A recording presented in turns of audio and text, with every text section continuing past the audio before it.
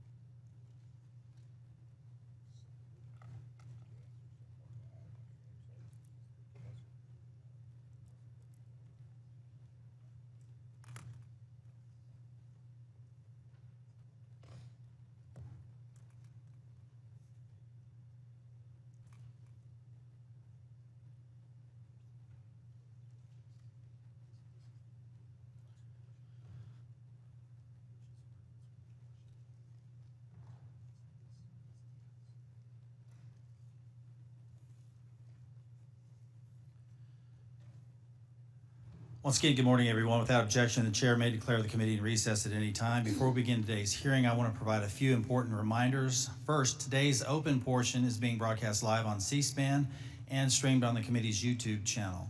This open portion of the hearing will be conducted entirely on an unclassified basis. All participants are reminded to refrain from discussing classified or other sensitive information protected from public disclosure. I will adjourn this open session following completion of one round of questions, and we will then move into a closed session where such questions can be asked. Second, I want to inform the audience that while I fully support constitutionally protected free speech and the right to assemble, this is not the time or place. Any would-be disruptors in the audience who interfere with the committee's business will not be tolerated. For this event, members will have 5 minutes with witnesses. I would ask each of my colleagues to keep both your questions and complete answers from the witnesses within those allotted 5 minutes. Any last questions that can't be answered in time will be submitted for the record. In the same manner in which the House Permanent Select Committee on Intelligence has conducted itself in recent worldwide threats hearings, I expect that we will continue to act in a bipartisan and respectful manner during today's event. I'm confident all members can treat each of our witnesses today with due respect, consistent with past practice. This worldwide threats hearing provides the American people the opportunity to hear directly from our intelligence community leadership on the threats that face our nation. It's my pleasure to welcome our witnesses to today's hearing. Director of National Intelligence, the Honorable Tulsi Gabbard. Director of Central Intelligence Agency, the Honorable John Ratcliffe. Director of the Federal Bureau of Investigation, the Honorable Kash Patel, Director of National Security Agency, General Tim Hawk, Director of Defense Intelligence Agency, Lieutenant General Jeffrey Cruz. Thank you all for being here. First, I want to address an issue that was made public earlier this week regarding a group text message exchange that included several members of President Trump's national security leadership team and a journalist. Yesterday, our colleagues on the Senate Select Committee on Intelligence held their hearing on the annual threat assessment, and unfortunately, instead of exploring the real and existential threats that face our nation, which is the purpose of this hearing, this issue consumed most of their time. While I will address this topic further in my questions, it's my sincere hope that we use this hearing to discuss the many foreign threats facing our nation. I have deep concerns about the state of our national security. The war between Russia and Ukraine has just surpassed 3 years and now includes North Korean troops on the battlefield. Iran remains the world's largest state sponsor of terrorism, supporting terrorist organizations throughout the Middle East like Hezbollah and Hamas, fueling the latter's war with Israel and Gaza. The threat of the Chinese Communist Party, or CCP, has metastasized worldwide, expanding a robust military and espionage capability well beyond the Pacific, including here within the Western Hemisphere. The CCP's aggressiveness in operations below the level of armed conflict continues to grow. For example, they have sponsored cyber attacks against United States critical infrastructure and even recruited a New York State governor's office employee into being an undisclosed agent of the CCP. And after 4 years of a catastrophic open border policy and limited and in many cases no vetting, we have seen an explosion of illegal migrants crossing our border since 2021. In fiscal year 2024, 516 were identified to be known or suspected terrorists, 106 of whom tried to sneak into our country between ports of entry. And these are just the ones we caught of the nearly 3 million encounters recorded by Customs and Border Protection. We've also seen an ISIS-affiliated human smuggling network bringing more than 400 migrants into the United States. And this occurs through networks associated with cartels and gangs from Sinaloa to CJ&G, who present an unacceptable risk to the security of the American people. In the midst of such threats, many have understandably lost trust in the intelligence community. One reason I'm particularly concerned about is the pattern of lapses I've seen in analytic integrity and objectivity in some of the assessments provided by the IC in the last few years. From President Trump-Russia collusion fiasco to the origins of the COVID-19 pandemic to anomalous health incidents, there have been numerous instances of the IC suppressing certain reporting, using substandard reporting to support a pre-decided thesis, and failure or refusal to consider plausible alternative analyses. That, combined with many other examples of weaponized government, results in a situation where the United States is facing very real threats, while many of our citizens lack trust in those they empower to inform on or counter these threats. Look, I've been honored to serve our country for many years now, first as an explosive ordnance disposal technician in the Army, now as a representative for the 1st District of Arkansas and chairman of this committee. In my time here, I've traveled the world and met with countless IC employees, from everyday Americans doing challenging and often dangerous work of intelligence to agencies directors like yourselves.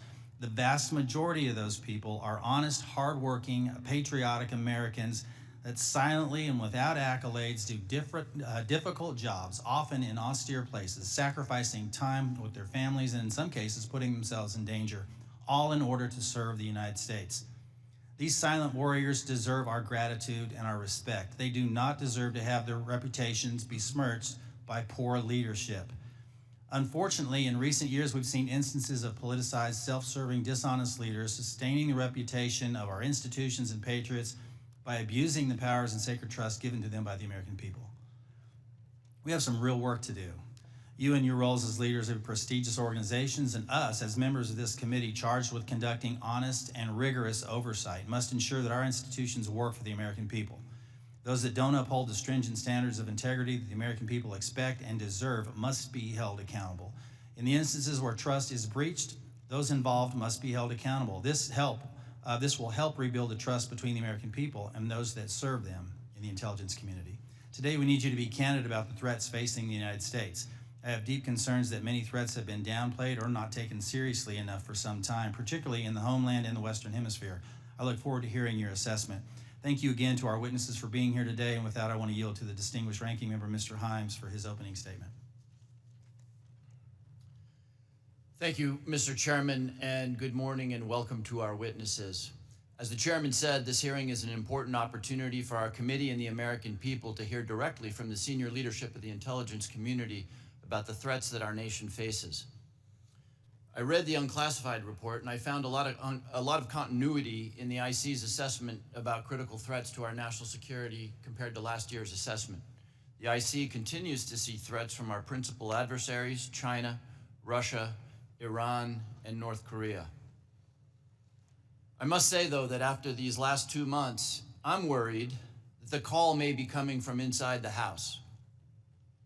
This report calls Russia, and I quote, an enduring potential threat to US power, presence, and global interests. But as far as I can tell, we're now on Team Kremlin. We vote with them and against our allies in the United Nations. We humiliate President Zelensky in the Oval Office. The president's chief Russian negotiator, Steve Witkoff, is repeating Russian talking points and participating on a madcap signal chat about an attack on Yemen while inside Russia. USAID is gone, and with it, all American soft power. If I had time, I would ask the generals at this table about what it means to our national security to give up our soft power. We're no longer helping struggling nations in Africa. China, or worse, terrorists, are filling the vacuum. I wonder how many of those African countries will be named in next year's threat assessment.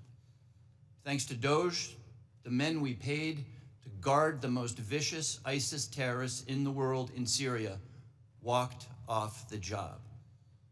Do you think we'll see their names in this document next year? Elon Musk fired the people who maintain our nuclear weapons. Does that feel like a threat to you? Apparently, all of this mayhem is cheered by the President of the United States and by 20-somethings with laptops and nicknames like Big Balls. But I've been doing this for a long time, and I know that Moscow and Beijing and Tehran and Pyongyang cannot believe their luck. Now we come to learn that people in the most dangerous and sensitive jobs on the planet put extremely specific pre-decisional discussions about a military attack on Signal, which could be intercepted by the Russians and the Chinese. Everyone here knows that the Russians or the Chinese could have gotten all of that information, and they could have passed it on to the Houthis, who easily could have repositioned weapons and altered their plans to knock down planes or sink ships. I think that it's by the awesome grace of God that we are not mourning dead pilots right now. The two general officers sitting at the table and the people who work for all of you know that if they had set up and participated in the signal chat, they would be gone. And they know that there's only one response to a mistake of this magnitude. You apologize, you own it, and you stop everything until you can figure out what went wrong and how it might not ever happen again. But that's not what happened. The Secretary of Defense responded with a brutal attack on the reporter who did not ask to be on the signal chain.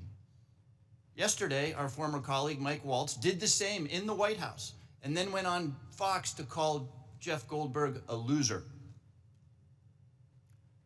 What do you think the people who work for you are seeing and learning from that? Now, except for that last part, almost all of the mayhem slowly eroding our safety, our standing, and our security in the world has largely happened outside the IC. If you had a part in that, and I suspect you did, I thank you. I'll say it now and I'll say it again every time we see each other over the next couple of years. You must protect the thousands of patriots who go to work every day under you to keep us safe. You need to go to work every day thinking about their morale, their well-being, and their protection. I've done intelligence oversight for more than a decade. It's my job to ask you the tough questions and maybe even make you uncomfortable. But John, I don't ever walk through your lobby and look at those 140 stars on the wall without choking up over the fact that men and women far better than I will give their lives to keep us safe. There's about a dozen people in this room who know all their stories, and you know and I know that many of the men and women who have stars on that wall died because of bad decisions or poor judgment by their leaders. We've all worked together before, and and recent events notwithstanding, we need you to succeed. Your people and our safety requires you to succeed. I really hope you do. But let me say now that if some overcaffeinated 20-year-old succeeds in firing your linguists, or your mathematicians, or your paramilitary officers, if you shut down some unit because Steve Bannon or Seb Gorka doesn't like it, America will be less safe, and people will get hurt. And I and this committee and history will be very unkind.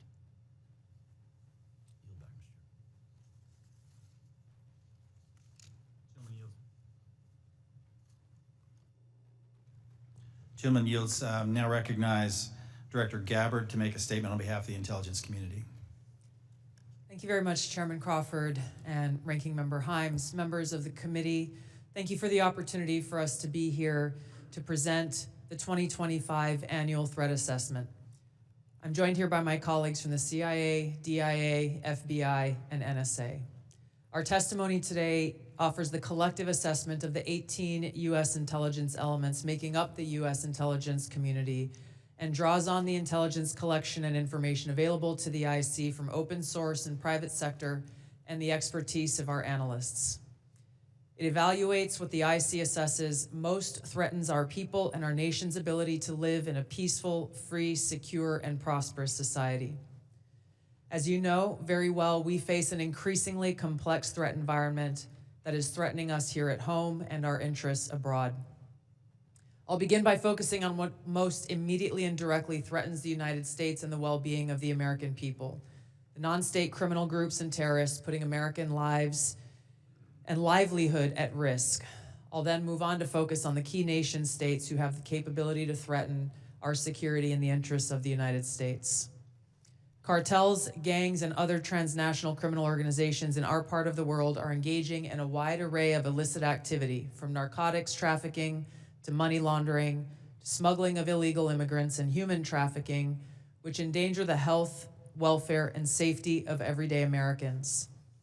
Based on our latest reporting available for the year-long period ending October 2024, cartels were largely responsible for the deaths of more than 54,000 American citizens due to synthetic opioids. Mexico-based transnational criminal organizations are the main suppliers of illicit fentanyl to the U.S. market and are quickly adapting to enforcement and regulatory pressures by using multiple sources and methods to procure precursor chemicals and equipment, primarily from China and India, many of which are dual-use chemicals used in legitimate industries. Independent fentanyl producers are also increasingly fragmenting the drug trade in Mexico. The ready availability of precursor chemicals and ease of making illicit fentanyl have enabled independent actors to increase illicit fentanyl production and smuggling operations in Mexico. Cartels are profiting from human trafficking and have likely facilitated more than 2 million illegal immigrants encountered by law enforcement at the U.S. Southwest border in 2024 alone, straining our vital resources and putting the American people at risk. Criminal groups drive much of the unrest and lawlessness in the Western Hemisphere. They also engage in extortion, weapons and human smuggling, and other illicit and dangerous revenue-seeking operations, including kidnapping for ransom, forced labor, and sex trafficking.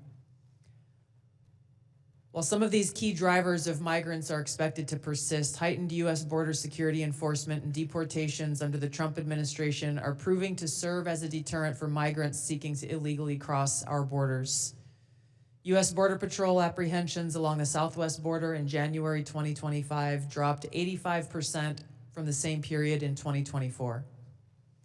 Transnational Islamist extremists such as ISIS and Al-Qaeda and affiliated jihadi groups continue to pursue, enable, or inspire attacks against the United States and our citizens abroad and within the homeland to advance their ultimate objective of establishing a global Islamist caliphate. This includes heightened efforts to spread their ideology to recruit and radicalize individuals in the U.S. and the West. While the New Year's Day attacker in New Orleans had no known direct contact with ISIS terrorists, he was influenced and radicalized by ISIS ideological propaganda, as one example. Al-Qaeda and its affiliates continue to call for attacks against the United States as they conduct attacks overseas. These jihadist groups have shown their ability to adapt and evolve, including using new technology and tactics to spread their ideology and recruit new followers. A range of non-state cyber criminals are also targeting our economic interests, our critical infrastructure, and advanced commercial capability for extortion, other coercive pursuits, and financial gain. These actors are using a variety of tactics, including phishing, ransomware, and denial of service attacks to disrupt our systems and steal sensitive and lucrative information, using available technologies and taking advantage of US cyber vulnerabilities.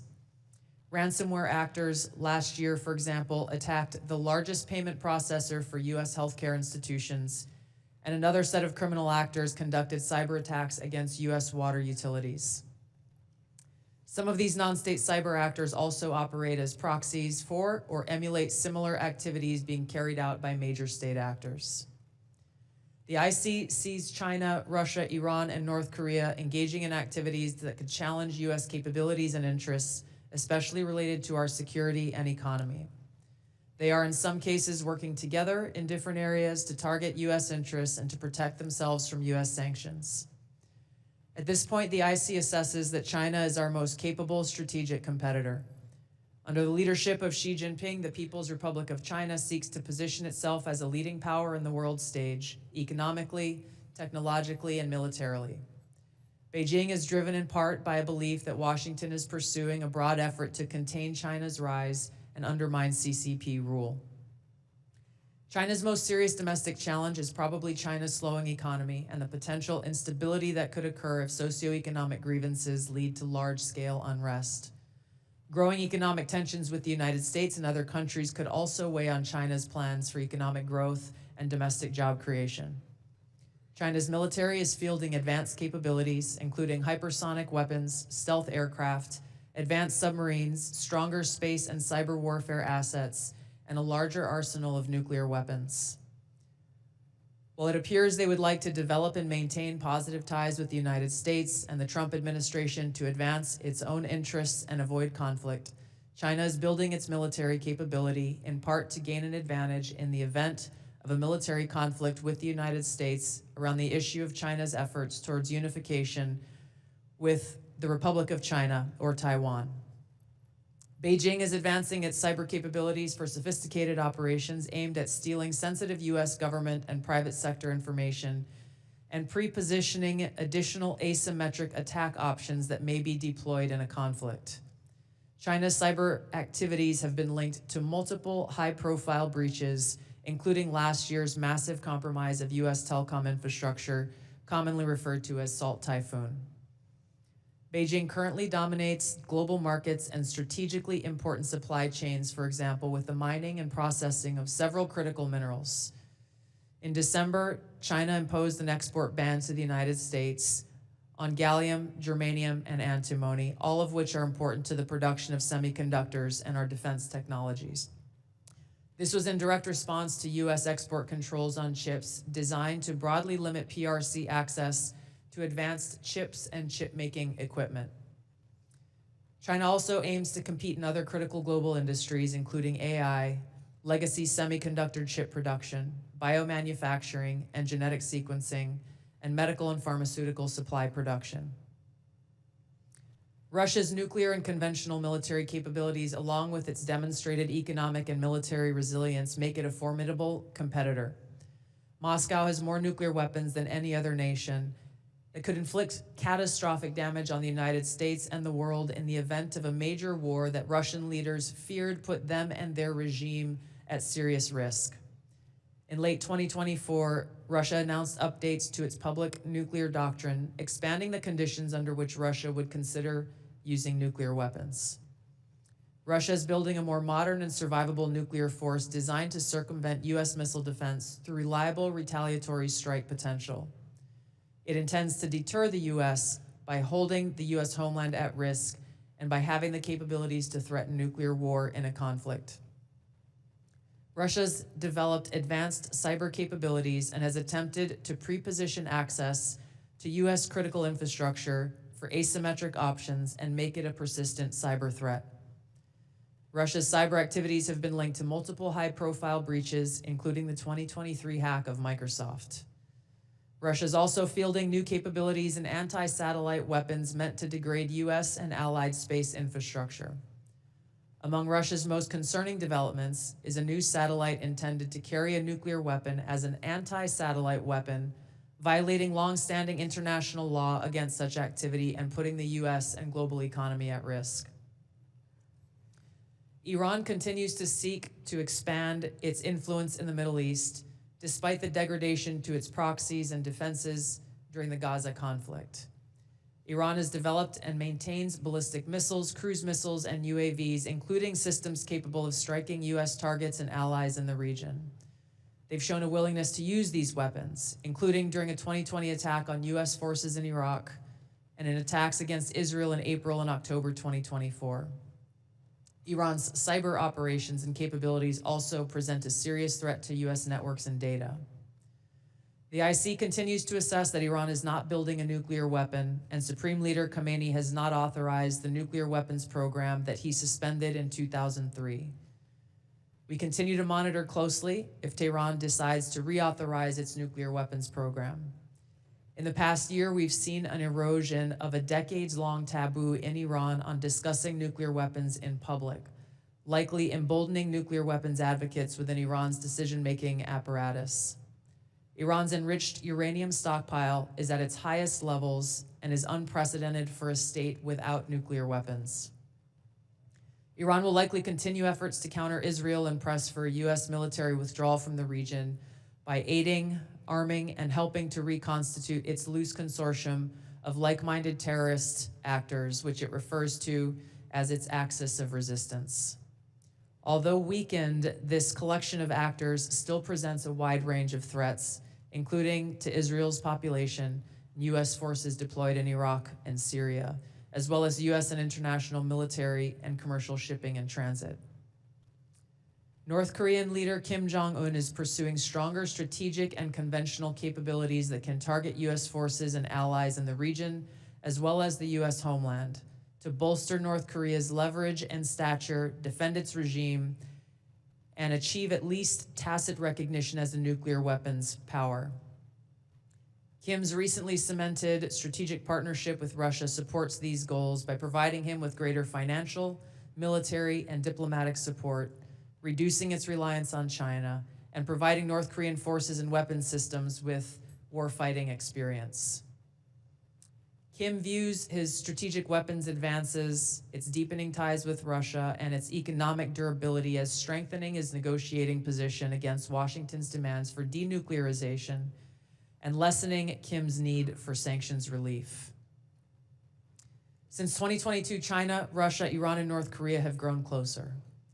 Removing the accelerant of the war in Ukraine is unlikely to revert these bilateral relationships to a pre-war 2021 baseline, leaving room for new strategic priorities and world events to create new incentives or challenges to their expanded cooperation.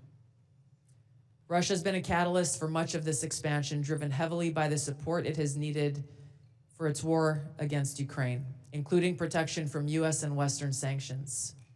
In addition to exchange of military and other resource capabilities with North Korea, Russia has relied more heavily on China's financial and defense industry backing and has increased combined military exercises with China.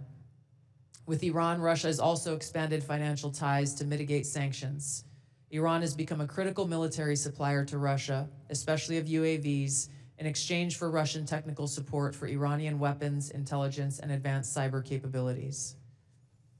The threats that we see to the U.S.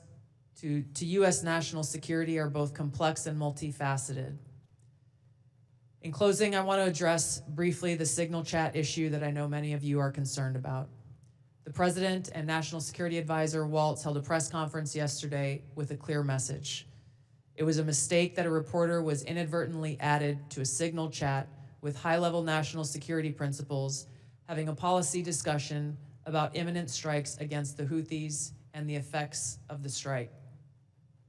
National Security Advisor has taken full responsibility for this, and the National Security Council is conducting an in-depth review along with technical experts working to determine how this reporter was inadvertently added to this chat.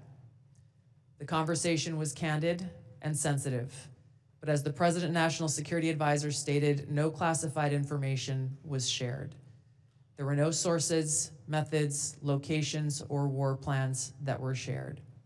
This was a standard update to the National Security Cabinet that was provided alongside updates that were given to foreign partners in the region. The Signal Message app comes pre-installed on government devices. In December of 2024, CISA stated, quote, "We strongly urge highly targeted individuals to immediately review and apply best practices provided in the guidance to protect mobile communications, including consistent use of end-to-end encryption." And they named Signal as an app as an example of such an end-to-end encrypted messaging app.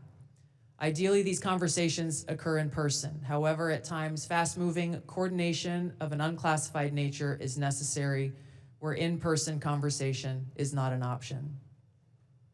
I'm also aware that a lawsuit was filed yesterday on this issue. As a result of that pending litigation, I'm limited in my ability to comment further on that specific case. My Office of General Counsel will be in close contact with the Department of Justice on this matter. The most important thing to the American people and to all of us is the success of this military operation against terrorists who have been and continue to attack American service members was extremely successful, thanks to the leadership of President Trump and the actions of our brave men and women in uniform.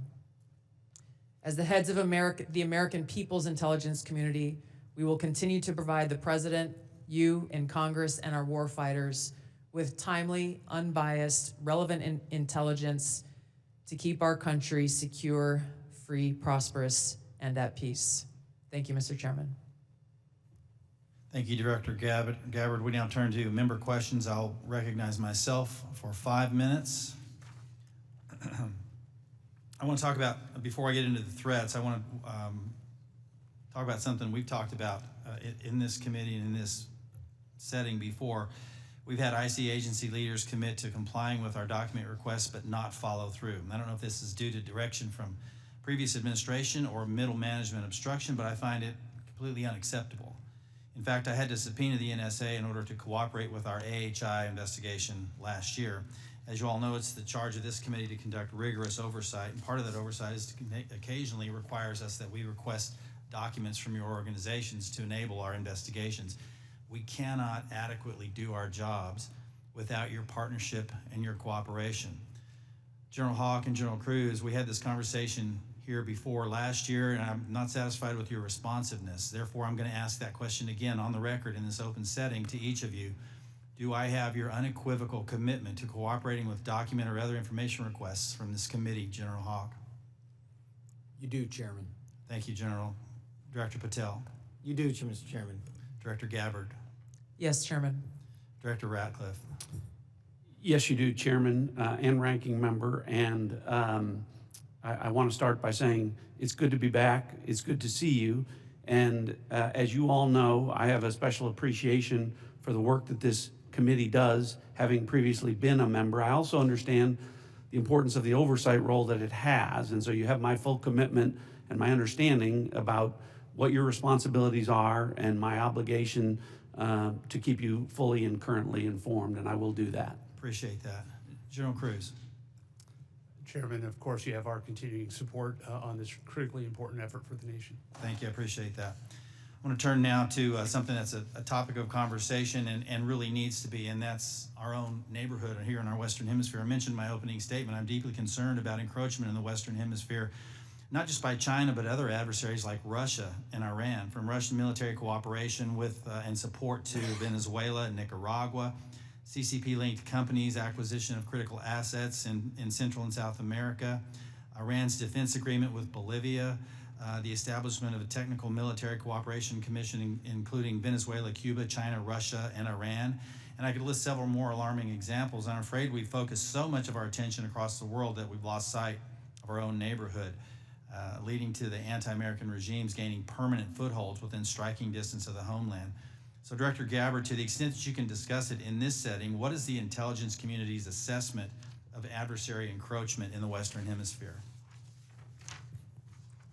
Thank you, Mr. Chairman.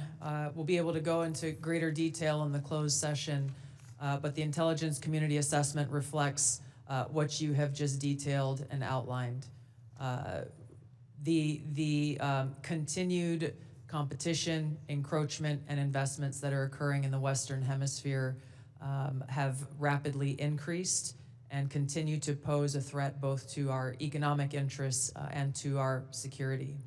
Every day there are new reports of further attempts. One just recently that came up yesterday with investments that are being made in the southeast part of the United States. Again, I'll go into this further in a closed setting, but the intelligence assessments that we are receiving are being shared with senior cabinet officials, Department of Energy, Commerce, Treasury, those who are working alongside us to not only monitor, but to determine the best policies that will protect our interests. Thank you. I want to turn to Director Patel real quick in the time that I have left. If you can flesh this out for me just a little bit. You indicated something that caught my attention in the proceeding yesterday, and that was your involvement with the Judicial Drug Task Force that you partner with at the state level, and how that has yielded positive results with regard to cartel activity. Can you put a little finer point on that to describe those partnerships in the 53 seconds we have remaining? Yeah, I'll try to be brief. Mr. Chairman, Mr. Vice Chairman, thanks for having us, Ranking Member. My priorities at the FBI have been to partner with state and local law enforcement in ways that we have not done so before, particularly on information sharing, and it's a two-way street. And in order for us to effectuate drug seizures and narcotics interdictions in the 50 states, we treat them as all border states, because that's what's happening. We have an American citizen die of a drug overdose every 7 minutes. That is wildly out of control and unacceptable. But the FBI cannot do that mandate and secure the American people from Washington, D.C. So we're putting resources in the field. We were working with our partners at the state and local level, and we are seeing immediate results, as we are seeing in Arkansas, as I outlined yesterday, with hundreds of arrests, thousands of pounds of narcotics seized, dozens of weapons, and multiple indictments. Thank you, Director. I'm going to yield and recognize Ranking Member Himes for 5 minutes. Thank you, Mr. Chairman. If there's something I care as much about as the national security of the United States, it's the powers and prerogatives of this Congress and its oversight duties. So I want to spend a minute or so on yesterday's testimony in front of the Senate and direct these questions in particular to Director Patel and Director Gabbard. Yesterday, Senator Heinrich asked, did this conversation, referring to the Signal chat, include information on weapons, packages, targets, or timing? Director Patel, you said not that I'm aware of. Director Gabbard, you said same answer. This morning we learned that the Signal chat included the following update, forward-looking update from the Secretary of Defense. Time now, 11:44 Eastern Time. Weather is favorable. Just confirmed with CENTCOM. We are go for mission launch. 12:15 Eastern Time. F-18 launch. First strike package. 13:45 trigger-based F-18. First strike window starts. Target terrorist is at his known location, so should be on time. Also, strike drones launch. MQ-9s. 14:10. More F-18s launch. Second strike package. Do either of the directors want to reflect on their testimony yesterday in the context of what I just read? Sure. 1, I was not on that Signal chat. 2, I have not reviewed it. And 3, as you just indicated, that was made public this morning. But Director, you didn't prior to yesterday's Senate. You were on this. You were on the Signal chat, correct? No. Okay, but did you review the material on the Signal chat? No, I wasn't on it. Director Gabbard? Yes, Ranking Member. My answer yesterday was based on my recollection, or the lack thereof, on the details that were posted there. I was not, and what was shared today reflects the fact that I was not directly involved with that part of the Signal chat, and replied at the end reflecting the effects, the very brief effects that the National Security Advisor had shared. So it's your testimony that less than 2 weeks ago, you were on a Signal chat that had all of this information about F-18s and MQ-9 Reapers and targets on strike, and you in that 2-week period simply forgot that that was there. That's your testimony? My testimony is I did not recall the exact details of what was included there. That was not your testimony. Your testimony was that you were not aware of anything related to weapons packages, targets, and timing. As the testimony yesterday continued on, there were further questions related to that, where I acknowledged that there was conversation about weapons, and I don't remember the exact wording that I used, but I did not recall the specific details that were included. Director Gabbard, you've reasserted that there was no classified information. I think we can all agree that that information shouldn't have been out there. But let me ask you this. Are you familiar with the ODNI's classification guidance? I'm familiar with I've actually it. got a copy right here. If I read you a part of that guidance, I wonder if you could tell me what the level of classification indicated is. I'm reading from your classification guidance. And the criteria is information providing indication or advance warning that the U.S. or its allies are preparing an attack. Do you recall what your own guidance would suggest that that be classified? I don't have the specifics in front of me, but it would point to what was shared would fall under the DoD's classification system and the Secretary of Defense's authority. So let me help you, because there's a very clear answer. And what is not. I guess you don't have it, but information providing, this is the ODNI guidance, information providing indication or advance warning that the U.S. or its allies are preparing an attack should be classified as top secret. Do you disagree with that? I don't disagree with that. I just point out that the DoD classification guidance is separate from the ODNI's classification guidance. Do you think it would be materially different? Ultimately, the Secretary of Defense holds the authority to classify or declassify. Do you think it's likely that DoD guidance is materially different from what I just read? I haven't reviewed the DoD guidance, so I can't comment.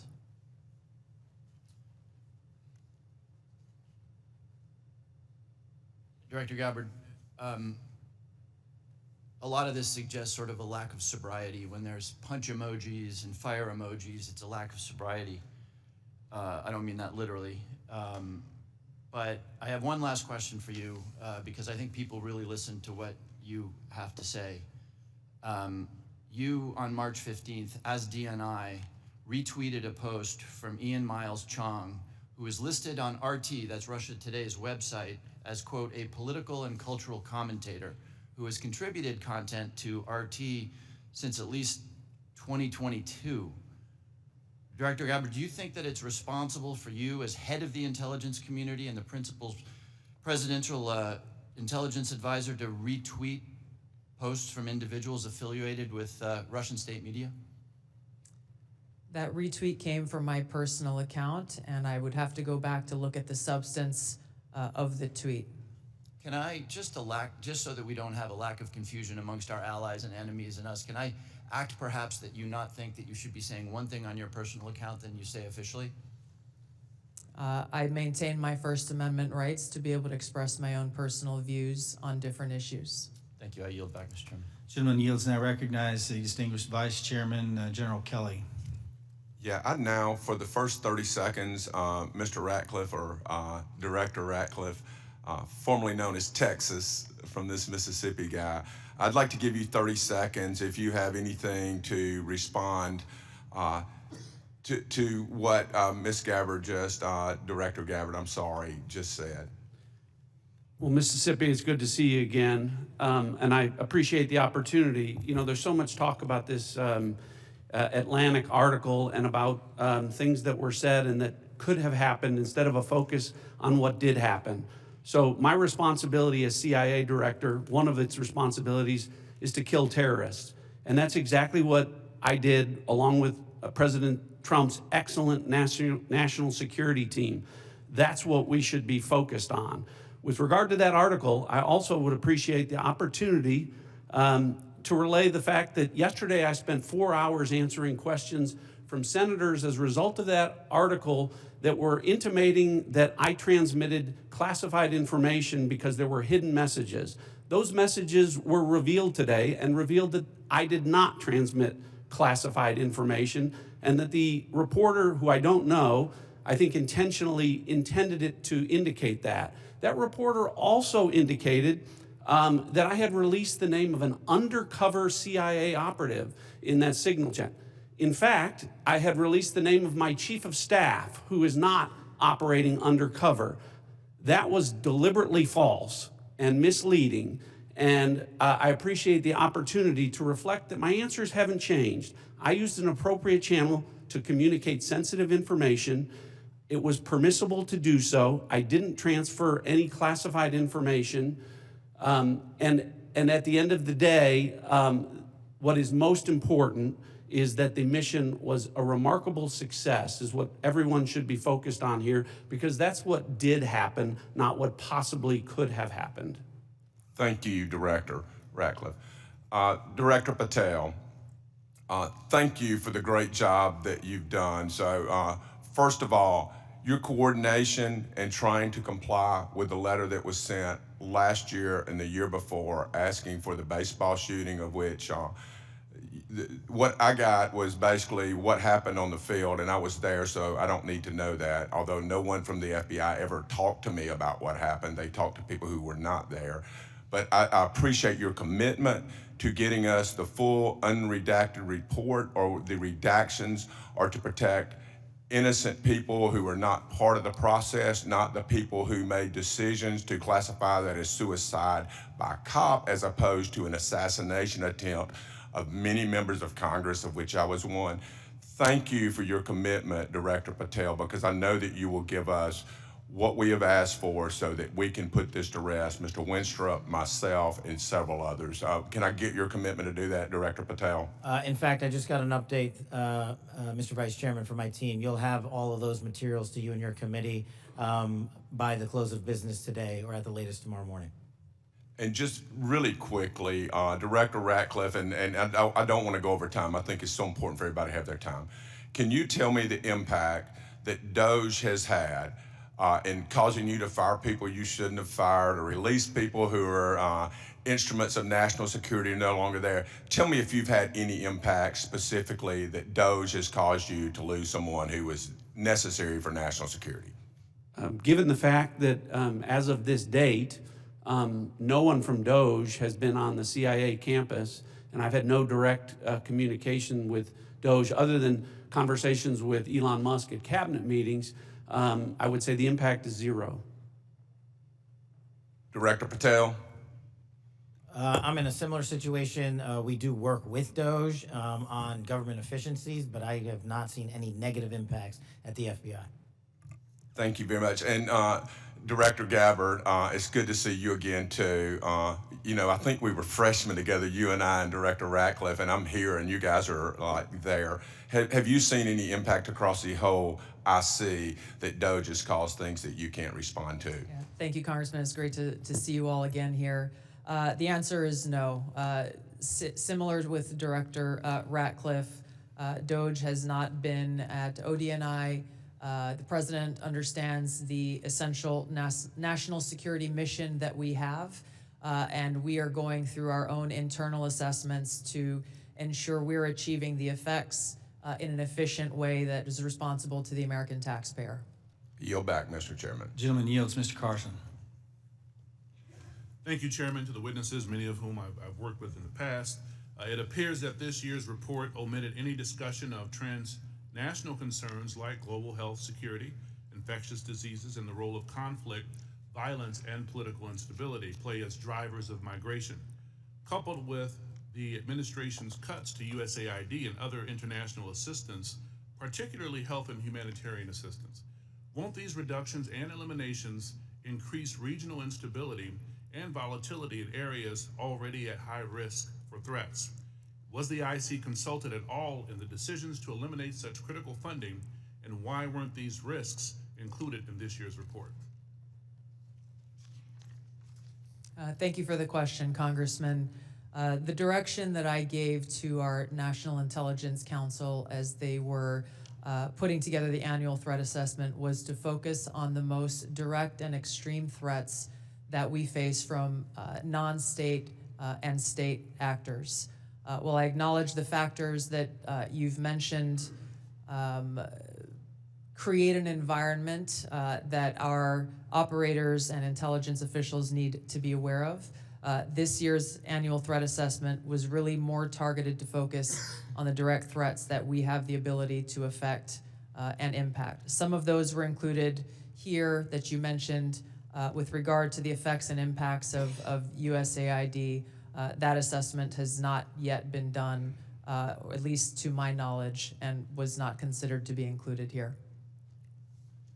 Director Patel, this year's assessment, sir, confirms a threat I've worked on for a number of years, domestic extremists, including lone wolves, white nationalists motivated by racial or anti-government grievances, even religious grievances. Mr. Director, a few yes or no questions. Do you, sir, agree that these domestic threats must be addressed as thoroughly as foreign extremists? All threats like that will be treated equally, yes, sir. Is it true, sir, you moved personnel out of the FBI section responsible for countering domestic violent extremists? I don't believe I did that. Is it true, sir, that you've discussed disbanding this section? I don't believe I've done that. Will you pledge today, sir, not to disband this critical section? I will pledge to you today that any personnel matters that are being worked on currently, once finalized, the congressional notification will be published to your committee. Mr. Chairman, I yield back. The gentleman yields. Now recognize the gentleman from Illinois, the former federal prosecutor, Mr. LaHood. Well, thank you, Mr. Chairman. I want to thank all of our witnesses today for your service to our country. And I want to focus my questions this morning on FISA Section 702. And Director Ratcliffe, welcome back to the committee. In your confirmation hearing before the Senate, you were asked extensively about FISA and Section 702, and I think laid out a compelling narrative on how, as you described it, quote, how indispensable it is to national security. And you were also asked about a warrant requirement on Section 702. And your answer to that was, quote, on whether a warrant makes sense on 702, your quote was, the answer is no. We're talking about national security issues where sometimes minutes matter in the ability to disrupt or interdict the bad actors or to act upon the intelligence that you can gain from that, unquote. Director, I wanted to ask you, is that still your belief today regarding the warrant requirement? Congressman, it absolutely is. You've accurately reflected my prior testimony. It is also my testimony that 702 is indispensable to our intelligence picture, and the loss of it would be catastrophic to CIA. And the reason that I say that from this position is not only is 50% of all of our critical analysis provided to the President as Commander-in-Chief in the President's daily brief 702 derived, 70% of CIA's success with regard to advanced weapons counterproliferation is the result of 702 collected information. And finally, 90% of CIA's successful interdictions with regard to synthetic drugs like fentanyl are the result of 702 collection. It's absolutely indispensable to the work that CIA does, and I'm glad that you gave me the opportunity to reflect that to this committee. Thank you, Director. And just to ask a follow-up on that, as you know, in the House last year when we had our FISA reform and Section 702 reform measures put in place, you know, we had a debate, robust debate on the House floor regarding the warrant requirement. It was a very, very close vote, 212 to 212. Director Ratcliffe, what can you tell our members to alleviate and reassure them on, again, the harm that a warrant requirement would do to 702? Well, Congressman, it would impose a de facto ban on lawfully querying previously collected data to find threats against U.S. persons and government officials. So that would be, again, catastrophic to our efforts to keep our community safe. And I would also point out, because I know that these are legitimate concerns with regard when we talk about FISA and 702 specifically, everyone on this committee recalls that when I was a member, I also called out FISA abuses when they occurred. And and I don't want there to be any violation of Americans' civil liberties and Fourth Amendment rights. But I would point to the CIA's frankly impeccable record of compliance, and we can talk about that more in a closed session. Thank you, Director. Director Patel, I want to turn to you. Similar in your Senate confirmation, you were asked extensively about 702. And as you know, in our bill that we passed last year, we put lots of reforms and changes and protocols in place for the FBI. And I know that you're supportive of many of those. Specifically on the impracticalities of a warrant requirement on 702, you were quoted as saying, when you were asked about it, it is almost impossible to make that function of the warrant requirement work and to serve the national no-fail mission. Is that still your testimony here today? It's great to see you, Congressman, and yes, that's my testimony. Thank you. As you know, the reforms that we put in place were significant, requiring the FBI personnel to get a supervisor or attorney approval to conduct U.S. person inquiries, requiring high-level approvals up to the FBI deputy director level before certain queries are conducted on U.S. elected or appointed officials, candidates, or media personnel, requiring the Department of Justice to audit all U.S. person queries performed by the FBI within 6 months of each query, reducing the number of FBI personnel who have the ability to query. Can you talk about the current implementation of those reforms and how that's going, Director Patel? Absolutely. With probably the most recent one, in terms of 702 query reviews, we only have about 200 left when it comes to U.S. persons, and we will promulgate those findings to you. But as of today, of all the U.S. persons queried in the 702 databases, there's only been one instance of negligent conduct. We have already implemented limited access to those who actually know how to use the FISA process in 702, and we have implemented a direct reporting structure to the Office of Director and the Deputy Director to make sure that anyone, whether it's intentional or unintentional, abuses the 702 query system is brought to our attention immediately, and we will take that on for action directly. And in terms of piggybacking off Director Ratcliffe's, the public defender in me realizes the importance of constitutional due process more than anyone. The staffer in me from the House Intelligence Committee may be the only person who has worked more on FISA reform and exposing FISA abuse in modern congressional history. And the terrorism prosecutor in me and the JSOC civilian in me tells me that we cannot do away with 702 or FISA Title I and Title III, but we can work with you and your committee to make it better. I don't know all those ideas, I don't have all those answers, but you have my commitment that we will use it appropriately going forward. Thank you, Director. I yield back. Gentleman yields. Mr. Castro. Thank you, Chairman. Tulsi, you and I came into the Congress together in 2013. And Kash, you and I was serving on the Intelligence Committee when you worked on the Intelligence Committee. And John, you and I are both from Texas, and we both served together on the Intelligence Committee. Y'all, the idea that this information, if it was presented to our committee, would not be classified, y'all know is a lie. That's ridiculous. I've seen things much less sensitive be presented to us with high classification. And to say that it isn't is a lie to the country. I want to ask the generals now. The NSA is principally in charge of intercepting things like signals intelligence from other countries. General, I want to ask you, if your organization, your agency, intercepted something like this from Russia or China or some other country, would you consider this classified information? Representative, we would be classifying based off of our sources and methods. So those would be the things that, in terms of how we process, how we would be able to obtain the information and how we'd report it, Sure. we would classify based off of our source and method. So if you knew that the Secretary of Defense and the National Security Advisor of Russia or China and the head of the Foreign Ministry and all of the folks who were associated with that signal chain, if you intercepted that information, General, would you consider it classified? So it would be classified based off of our collection. So the NSA would classify it, would Based off determine it of as classified.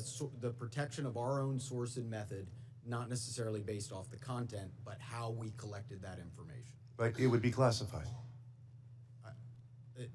Well, we certainly wouldn't be collecting on a U.S. person conversation. No, I understand. I'm We're saying collecting if you did your job and collected it from the Russian Foreign Ministry and the National Security Advisor and the Secretary of Defense and the President's Chief Advisor, There is no way, having sat on this committee for 9 years, that somebody would come in with that information and give us something that says unclassified. You can walk out of this room with this information and give it to whomever you want.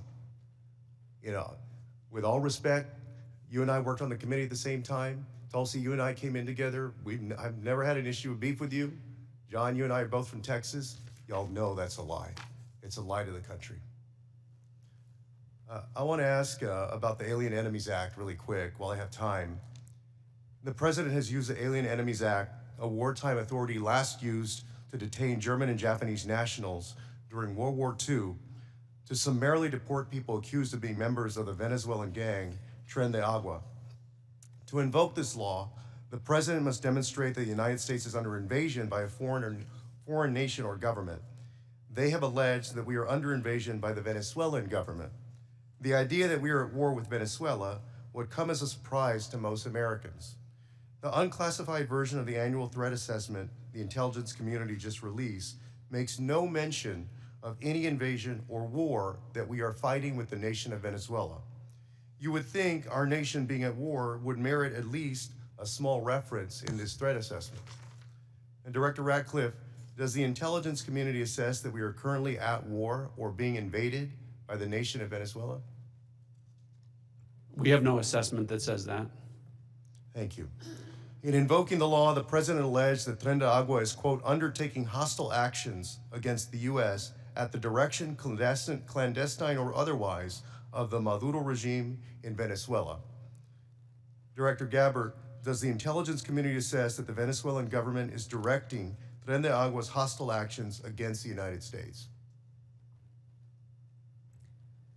There are varied assessments that came from different intelligence community elements. I'll defer to Director Patel to speak specifically to the FBI assessment. But let me ask you, so you're saying there are conflicting assessments that have come from the IC? That's correct. Okay, thank you. We'll take it up in closed session. All right. You know, your threat assessment makes issue of, highlights fentanyl trafficking as a top threat to the United States, yet support for law enforcement cooperation with Mexico has been put on hold, and there's been a threat of invasion to Mexico by the United States. You assess that Russia's advanced cyber capabilities make it a persistent counterintelligence cyber threat, yet the administration shut down the unit at the Cybersecurity Infrastructure Agency tasked with stopping Russian cyber attacks. There are so many other ways that the actions of this administration have contradicted this threat assessment, and the administration is making the world and the United States more dangerous. I yield back. The gentleman yields. The gentleman from Pennsylvania, Mr. Fitzpatrick. Thank you, Chairman Crawford. Thank you to all of our witnesses for being here. I look forward to working with each and every one of you to keep our country and our planet safe. I wanted to carry on the topic of Section 702 reauthorization. Representative LaHood and I did a lot of work on this over the past 2 years. As you all know, last Congress, this committee worked in a bipartisan manner to advance the reauthorization of what most of us, if not all, deem to be our country's single and most important national security tool. The result was what was titled the Reforming Intelligence and Securing America Act, which not only reauthorized Section 702, but equally important, it provided necessary reforms to our intelligence community in an effort to address past abuses. This was the largest single reform of the FBI and the IC in a generation, making sure that there are appropriate compliance guardrails that enhance accountability while still protecting the critical tools necessary for our nation's security. Just to name a few, in 2009, Section 702 protected our nation from an attack by an al-Qaeda member who intended to detonate explosives in the Manhattan subway lines. In 2014, Section 702 helped prevent attacks by assisting in the removal of ISIS leader Haji Imam. In 2022, Section 702 contributed to the U.S. government's operation against the last remaining 9/11 architect, Ayman al-Zawahiri. And as we saw in the horrendous attacks of October 7th, an attack on the people of Israel, where Hamas killed over 1,200 innocent civilians, intelligence collection is essential to the safety and security of our population. We must never, ever see another attack the likes of 9/11, especially as a result of a self-inflicted intelligence failure. Not reauthorizing the use of this authority in this coming year would intentionally and willingly put the United States at a disadvantage against actors who seek our destruction. Representative LaHood touched on the warrant requirement. As you all know, that is really the linchpin here. And I think it's abundantly clear for members of this committee, members of this Congress, and for members of our Intelligence Committee to understand that a warrant requirement is on the collection of data. A warrant requirement cannot apply to the querying of already lawfully collected data. To follow that theory to its logical extreme would be to say that a police department who has an evidence locker containing lawfully collected data has to get a warrant to re-enter that evidence locker.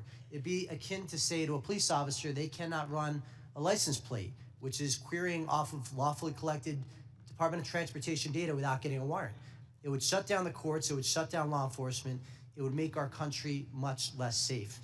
So I want to ask Director Patel, Director Ratcliffe, I want to yield the floor to you as we will be working with all of you, particularly your two agencies, on reauthorization, to share your thoughts.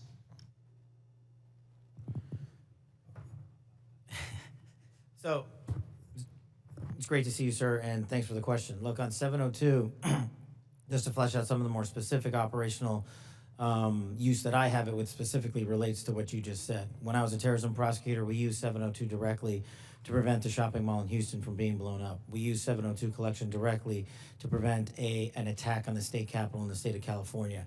And those individuals were prosecuted and are currently in prison. And balancing that awesome responsibility with the constitutional protections that every American should have when we're talking about U.S. persons specifically is something that I keep in mind on every single decision surrounding 702. But as Director Ratcliffe stated, it has been my experience, while I understand and appreciate the concerns for the warrant requirement based on U.S. persons, if there is a solution that allows that to happen in real time, then we can have that discussion. But I have not encountered one, and thus it obviates the need in my perspective, in my mission set to protect the American people and hunt down criminals in its application. So where it is now with the reforms y'all have implemented, we've done a great job on protecting American civil liberties, and I'm always open to, and I do believe we can do some more. Director Ratcliffe. Good to see you again, Congressman. I agree with Director Patel's comments with regard to that. I'll start out by saying, obviously in this role, I'm not a policymaker, but at the appropriate time, when this comes up for renewal, I think I made it clear and will make it clear from the CIA's perspective, the indispensability of 702 as a tool to providing the Commander-in-Chief an accurate picture of the threat environment. You mentioned some examples of 702 success. When we get into the classified session later this afternoon, I have some further examples of 702 success that we can talk about, and I think that reflects my position. Thank you all. I yield back. The gentleman yields. Mr. Krishnamurthy. Good morning. Thank you, Mr. Chair, and thank you to our witnesses for coming. Thank you for your service. Director Gabbard, you said no classified information was included in the signal chat, correct? That's correct. And President Trump also said there was no classified information in the signal chat, and Secretary Hegseth said nobody was texting war plans. There was absolutely no classified info in that chat. Lieutenant General Cruz, I'd like to talk to you about a couple things real quick. Executive Order 13526, Section 1.4a. This is the Trump administration's executive order with regard to classified information. It says, information shall be classified if its unauthorized disclosure could reasonably be expected to cause damage to national security, including military plans, weapon systems, or operations. You don't disagree that that's accurately quoted, right? That's an accurate quote from the executive order. And DOD 5200.01, this is the DOD's manual on classification, says, quote, information shall be classified if its unauthorized disclosure could reasonably be expected to cause describable damage to national security.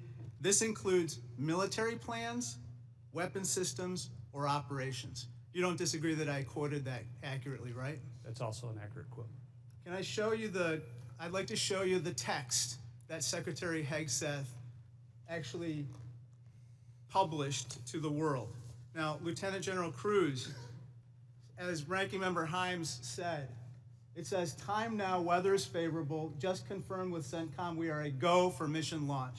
Then it says at 12:15 Eastern, F-18s launch first strike package. F-18s are military systems, correct? Weapon systems. They are. Okay. 13:45, trigger-based F-18 first strike window starts. Target terrorist is at his known location, so should be on time. Also, strike drones launch, MQ-9s. MQ-9s is a weapon system, correct? They are. Okay. I think applying the executive order as well as the DoD manual to this fact pattern, we clearly have weapon systems that have been identified. That is classified information. Now, the reason why it's important that this information not be disclosed is that we don't want the adversaries to know what's about to happen, right, sir? Well, I would draw a small distinction there. You referenced and asked if that platform, those two platforms are weapon systems. They are, but those terms are used all across the globe in a lot of contexts. So it's really about how they're used in the context of this particular document. I just want to clarify that the use of those terms, I understand. Yeah. In this situation, those are operational details. They are operational details, but again, as you quoted the DoD instruction, it's about operations. So as you further go down into what are the operational details, I think as we had a discussion yesterday, the important aspect, I think all of us are very familiar. This is classified information. This is classified information. It's a weapon system as well as sequence of strikes as well as details about the operations. And so I think that just piggybacking off of what some other members have said, using the DoD's manual as well as the executive order in operation today with the Trump administration, this text message is clearly classified information. Secretary Hegseth has disclosed military plans as well as classified information. He needs to resign immediately. He needs to resign immediately, and a full investigation needs to be undertaken with regard to whether other similar signal chats are occurring in this administration. I'd like to turn my attention to another topic. Director Patel, according to the DOJ, in 2022, the FBI led Joint Terrorism Task Force, JTTF, in my hometown of Chicago, valiantly led efforts to prevent a plot to attack Naval Station Great Lakes in Illinois. You don't dispute that, do you, sir? I'm not familiar with it, but I don't dispute what you're telling me. Thank you. A memo obtained by ABC 7 News of Chicago said that this task force will now be, quote, actively supporting, close quote, the Department of Homeland Security and its immigration enforcement. You don't dispute that either, do you? I'm just not familiar with it, sir. Okay. Sir, I just have to say, the DOJ has now tasked JTTFs to shift some resources to immigration enforcement efforts. And I don't say this lightly, if there's a terrorist attack anywhere in the country, including in Chicago, and it was because the JTTFs in part shifted resources, they'll be held to pay. Thank you, sir. Gentleman's time's expired. Gentleman from Georgia, Mr. Scott. Thank you, Mr. Chairman. Director Gabbard, was the target terrorist named in the text, or was it simply referred to as target terrorist? The target was not named. Thank you. Was the location named? Congressman, no locations were named. Thank you. Director Patel, there was a specific accusation made about how close we are working with Mexico currently. My understanding, and I want to congratulate you on this, and I think it shows a shift of focus at the FBI since you've taken over to what it should have been doing all along, which is chasing the 10 most wanted that are threatening our country. My understanding is that 2 of the 3 were actually arrested in Mexico and are being extradited back to the United States. Is that correct? Yes, sir. We have been working. One of the first meetings I took as FBI director was my counterpart, Secretary Farouche in Mexico. And subsequent to that, we have repaid or extradited or expelled from Mexico 2 top 10 of the FBI's most wanted list and 33 other criminals. Well, it sounds to me like we're working closer with them today than we have in the last several years, and that the focus of the FBI has shifted to actually protecting American citizens instead of arresting pro-life protesters. Our mission is to find violent criminals wherever they are, and if they're in Mexico, we're going to get them. Thank you, and I appreciate you, and I appreciate the change in the focus of the FBI. I want to talk with you a little bit about the counterintelligence threats, one of which was an active duty U.S. Army soldier charged with conspiring to transmit national defense information to individuals located in China. What can you say in this setting, or can you briefly explain your work with interagency partners to identify and neutralize counterintelligence threats in the United States around this example? For me, sir? Yes, sir. So generally speaking, on counterintelligence and countering espionage, whether it's from adversaries like the CCP, Russia, Iran, or otherwise, we have prioritized them as an equally violent criminal enterprise seeking to do harm to our critical infrastructure and also to exploit and steal our data, whether it's government or private personnel. And so we have expanded our resources into them and working with the interagency to make it a priority. Okay, thank you. I want to move on to the issue of the threshold of parole under the previous administration and the number of illegal immigrants that have come into this country, including people with known membership in terrorist groups. For those individuals that pose a risk and that we have captured and are being deported, are we sharing the biometric and biographic information with our allies to mitigate their ability to relocate or operate abroad? What we are doing at the FBI is sharing the information we're allowed to with our Five Eye partners, and then on an individual basis, we are trying to share information with other partners who deemed individuals that they find of consequence. Okay, as you move further into your position, if you have additional recommendations on how we better share information, please let us know. Yes, sir. Director Ratcliffe, China's influence on the Panama Canal has increased since 2017. Panama became the first Latin American country to sign on to China's Belt and Road Initiative. Can you talk about not just China embedding itself into the various canal-related sectors and operations, but what other areas in Central and South America have China and others increased their presence, and what examples concern you the most? Thanks, Congressman. Appreciate the question. I do want to comment. The question before about cooperation with Mexico, it's really across the IC. When Mexico's Secretary General Omar Harfouch, head of Mexican security, was here, he not only met with Director Patel, he met with Director Gabbard, and he met with me. So we have been working on that, again, to the benefit of both our countries. To your point, the PRC throughout Central and South America continues to attempt to use its soft power to gain a foothold. They use direct aid to countries that need it. They also provide funding to universities to get a foothold to create influence. And you mentioned the Panama Canal, and you've seen the diplomatic efforts of the administration to address that and push back on PRC ownership of the canal locks. But that ties into what the IC is doing. In these instances, it's important for us, Congressman, to the best way we can operate is to provide intelligence to countries in Central and South America, to provide them with briefings, which we do, to provide them with tailored analysis of our intelligence about how China is manipulating them, about how China is hacking them, the things that China is doing to gain a foothold, and Russia and Iran throughout that area. So the CIA is very much focused on that. Gentleman's time's expired. Mr. Crow. Thank you, Chairman. General Hawk, the NSA recently warned its employees not to use the Signal app. Is that correct?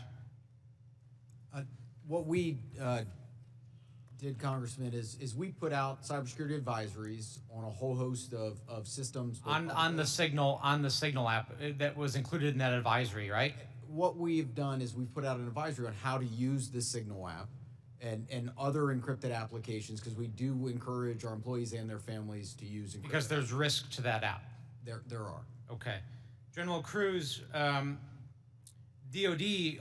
also issued a warning about vulnerabilities to the Signal app recently, correct? That's correct. Okay. Director Gabbard, you were on the Signal text chain in question, correct? Yes. As was Mr. Witkoff, the administration's lead negotiator with the Russians, correct? Yes. And at the time, Mr. Witkoff was actually in Russia during this chat discussion, was he not? I was not aware of that. Was he on his personal phone at the time? I don't know. Well, it's my understanding that he was indeed in Russia. Director Gabbard, you were also traveling during this discussion, correct? Yes. And where were you? I was traveling through the Asia-Pacific region. I don't recall which country I was in at that time. You don't remember the country? I'd have to go back and look at the schedule. Director Gabbard, I want to direct your attention again to the text chain where it says, just confirmed with CENTCOM, we are a go for mission launch. Does that indicate to you that there is about to be a military operation? Yes. Director Gabbard, earlier in this hearing, we heard about the DOD's classification standards. I want to now turn my attention to your classification standards. You're the Director of National Intelligence. The Office of the Director of National Intelligence classification guide says, quote, information providing indication or advance warning that the U.S. or its allies are preparing for an attack, end quote, is to be classified as top secret. Are you familiar with that? Yes. Director Gabbard, have the Houthis indicated an ability to shoot down American aircraft? Yes. They have in fact done so, haven't they? Yes. Including MQ-9 Reapers, haven't they? That's correct. And that was one of the systems used in the attack recently that's the subject of this discussion, is it not? Correct. General Cruz, are you familiar with this system? I'm not wearing my glasses at the moment, but... Well, I'll help you out. This is an SA-3 anti-aircraft system. Correct. Are you familiar with this next system? I am. What is it?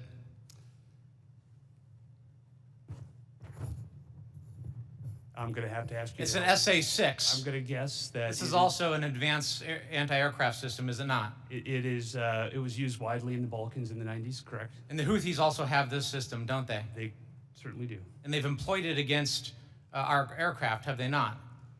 They have attempted to, correct. I spent my life in service to this country. I deployed 3 times to combat in service to this nation. I learned in that time in service that responsibility is core to leadership. You accept responsibility when things go wrong. You admit mistakes. You set the standard from the very top. It is completely outrageous to me that the administration officials come before us today with impunity, no acceptance of responsibility, excuse after excuse after excuse, while we send our men and women downrange to do incredibly difficult, incredibly dangerous things on our behalf. And yet, nobody is willing to come to us and say this was wrong. This was a breach of security and we won't do it again. It is outrageous and it is a leadership failure, and that's why Secretary Hegseth, who undoubtedly transmitted classified, sensitive operational information via this chain, must resign immediately. There can be no fixes, there can be no corrections until there is accountability, and I'm calling on the administration to move forward with accountability. I yield back. Gentleman yields. Gentleman from Texas, Mr. Crenshaw. Thank you, Mr. Chairman. Thank you all for being here. Good to see many of you again. And thank you for enduring 2 long days. I will note I always use fire emojis when I see terrorists getting killed. And I want to talk about cartels. This is a subject that is near and dear to my heart. I've been investigating it thoroughly for the last couple of years, and I'm glad to see that it's mentioned in all of your opening statements. I mentioned it at the very beginning of the threat assessment. There's a lot to work on here. One of our task force, we had a cartel task force in Congress. One of our key findings was that there needs to be a centralized, maybe call it authority, or maybe call it office, maybe call it cartel czar within the administration that actually coordinates all the very different aspects of fighting this battle. Has anything like that been talked about? I'll go to you, Director Gabbard. Thank you, Congressman. It's good to see you again. This is very much central to the conversations and planning and execution of the president's focus on targeting the cartels and the threats that they pose to the American people. Homeland security task forces are being set up that include across the government integration. I can speak from my standpoint from the intelligence community, and our National Counterterrorism Center is leaning heavily forward into gathering and consolidating and integrating the intelligence that comes from DEA and others who've been working this issue for a while to make it so that it can be shared and integrated through the federal, state, and local law enforcement equities who are going after this problem. Yeah, we'll talk a lot more about that exact thing in closed session, but at a higher level, our recommendation is there needs to be someone at a much higher level that coordinates state, DOD, CIA, FBI, Homeland. It's a massive problem, one I'm all too familiar with. Director Patel, the FBI is tasked with working foreign corruption charges. In the past administration, the FBI told me they actually don't focus on Mexico very much because now in their defense, they say the reason is because they won't get anything out of it because they don't have a cooperative government to work with. I think a lot has changed. Do I have your commitment that we will at least start following up on those because the judiciary system in Mexico is a key component in our failures to address the cartels? You do, Congressman. Apologies for not getting back to you sooner. You're good. I appreciate it.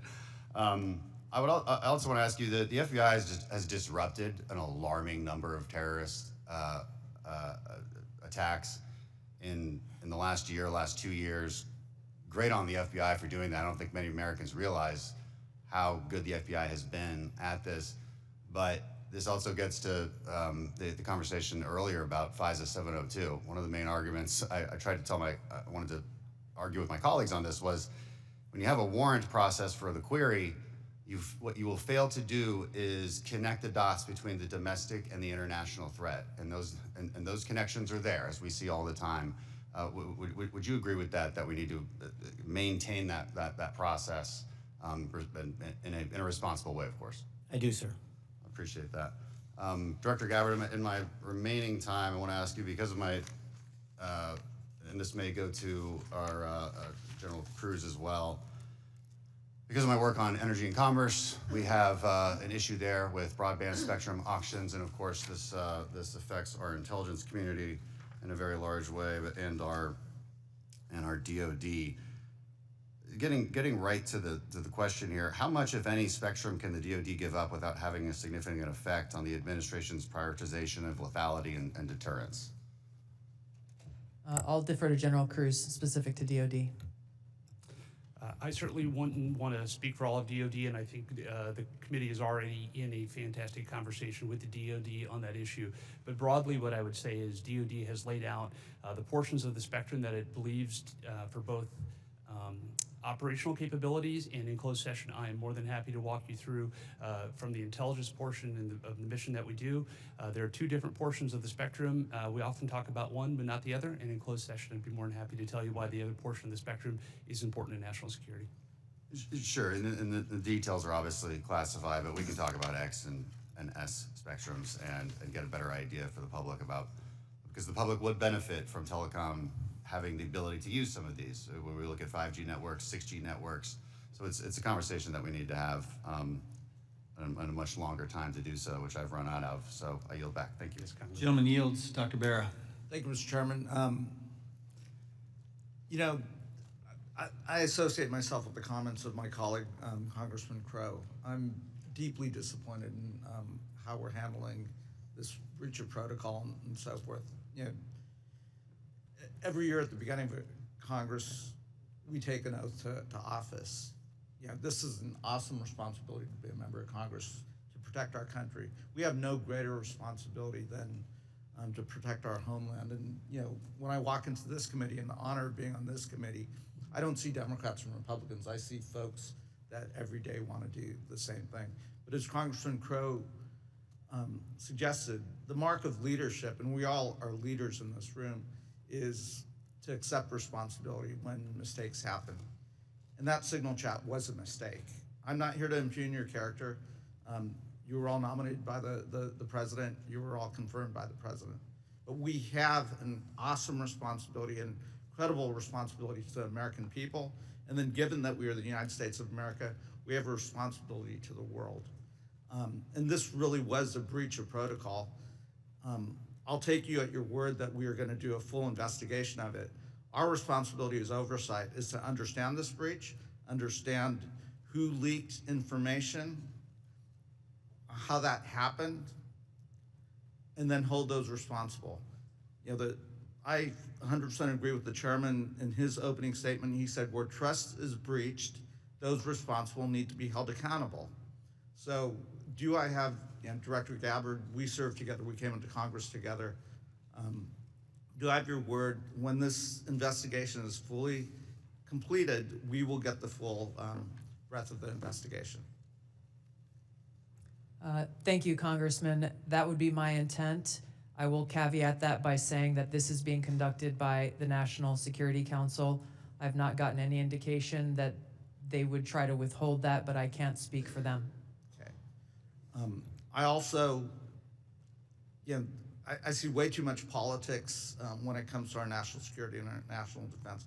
We've got to keep politics out of this. We're not Democrats or Republicans. We're Americans. We're tasked with the responsibility of keeping our country safe. Director Gabbard, you have an awesome responsibility here to advise the president, to collate all the information, everything that the IC is providing, and provide that best advice and guidance to the President of the United States. We have to keep politics out of this. Even if the president disagrees with this, if it goes against his personal wishes, if he's considering an order that potentially is unconstitutional or illegal or compromises our security, I want your word that you will always provide and give that honest advice to the president, even if it will make him angry. Thank you, Congressman. I appreciate the question because, as you said, I do take this responsibility very seriously. And it was my commitment to the President, to the Senate, the American people, that as the Director of National Intelligence, I will ensure to provide the President and all of you as policymakers with that unbiased, relevant, and timely intelligence. And to your specific question, the answer is yes. I will inform the President of that accurate, timely, unbiased intelligence reporting, whether it is something that agrees with an assumption or a view or an objective or not. That's my responsibility to him and to the American people. Great. I would just offer advice. In your role, what you do on your personal devices versus your official devices, you're speaking to the public, and I would just offer, you know, as I conduct myself, what I say personally is always going to be considered Congressman Barra saying it. General Hawk, I've appreciated working with you, and you know, have a deep concern about our cyber vulnerabilities, and we will go into some of this in the closed session. But Salt Typhoon is something we take very seriously, as well as Volt Typhoon, and the compromises. Can you just briefly give us an update of where we are with those two? So, Congressman, we share your concern in terms of the overall ensuring that we can protect the critical infrastructure of the United States. The area that we have been deeply focused on is our ability to partner with industry. 99% of our critical infrastructure is controlled by our industry. So our ability to bring government information to be able to understand what threats look like and the origin of those threats, help inform how industry can defend and also create the necessary equipment to ensure that we're secure. That partnership continues to grow, and that's really one of our key priorities. And I'll be able to go in closed session into more detail about the specific actions we've done together as an interagency with our industry teammates. Right, thank you. I yield back. Gentleman yields. A gentleman from Pennsylvania, General Perry. Thank you, Mr. Chairman. Thank you, ladies and gentlemen, for your attendance and your service to national security for our country. I'm going to start with Director Patel and then go to Director Gabbard. I'm concerned, like many Americans, about the wide-scale purchase of land, real estate, et cetera, by the Chinese Communist Party or those sanctioned by the party in America, especially those lands proximate to sensitive military sites or sensitive national security sites. Director Patel, I think we can all understand that that could lead to the ease of nefarious activities of numerous sorts. What do you think should be our posture or our policy from a national security standpoint regarding the purchases of these land and the ownership, occupation, utilization, et cetera, by the Communist Party's sanctioned use? Well, Congressman, I appreciate the question, and I'm not going to shape foreign or national policy, but from the FBI perspective, if we had federal statutes to enact criminal allegations and pursue those relating to these matters, we would do so. I agree with you that having CCP actors purchasing large swaths of land next to military installations is a national security issue, a major one, and I would highlight to the American public, we're not allowed to buy farmland in mainland China or in Russia. So I don't know why we let that happen here, but that's a personal matter for me. If I were given more legislation on it, I would love to act on it. Thank you. Director Gabbard, I'm going to look at, keeping with the same theme, crypto mining by the sanction. Well, you can't crypto mine in China, right? It's outlawed in China. However, of course, we're supportive of crypto, I am, in the United States of America, but China's mining in America where they can't mine in China. And in particular, I'm thinking about one site where the mining was occurring close to intercontinental ballistic missiles, and CFIUS was tipped off by Microsoft. And of course, there are actions ongoing. Should the Chinese Communist Party, sanctioned individuals or interests, be allowed to crypto mine near sensitive military or national security sites in the United States of America? And if not, what should we be doing about it? Thank you for your question, Congressman. I'm not fully aware and up to date on the specific example that you've mentioned, and I'll go and look into that and get back to you further. Right. Absolutely. Look forward to having the conversation with you. Broadly, this is obviously a concern, that any of these activities occurring near or around any of our military sites creates that potential national security risk and the potential for foreign intelligence collection. I'm hoping it's a priority for everybody on the dais there. It is a priority, I think, for the American people, certainly for me. I want to move on in the time remaining with a related topic, which is the hundreds of incidents by predominantly Chinese students, oftentimes called gate crashers. So this includes the two gentlemen in uniform on the dais. I'm going to kind of point to three events that happened just last year. One in Grayling, Michigan. 5 Chinese students are charged for lying and concealing evidence. One in the University of Minnesota, where a drone flew over Newport News and took pictures of classified information regarding ships and classified systems. And then one at the University of Florida regarding the illicit acquisition and shipment of toxins, biomedical drugs, and research supplies to China. In these cases, or most of these cases, we encounter these people and then we release these people. As a matter of fact, in the case of Florida, apparently she found out that criminal charges were being prepared and she dropped out of school and her whereabouts remain unknown at this point. What should be our posture? Because we're trying to follow up after the fact. We're encountering these people, whether they're gate crashers or whether we catch them conducting this illicit activity. We try and prosecute. That takes a lot of man hours, as you know, Director Patel. Is this the best policy, or is there something better that we can do? I mean, the Immigration Nationality Act of 1952 gives the Secretary of State the authority to revoke visas. But should these people be allowed to come to this country in the first place is the question, and what should our posture be? Anybody? In terms of the visa issue, I know that the administration is working on a policy, but to directly answer your question, anybody who utilizes the student visa program to come to this country to conduct criminal activity should never be allowed in this country. And anyone that's doing it here in the United States of America from an FBI standpoint will be vigorously investigated, and will use the expulsion or criminal process on them. I yield, Mr. Chairman. Gentleman yields. Ms. Plaskett. Thank you very much, Mr. Chairman, and good morning to the witnesses.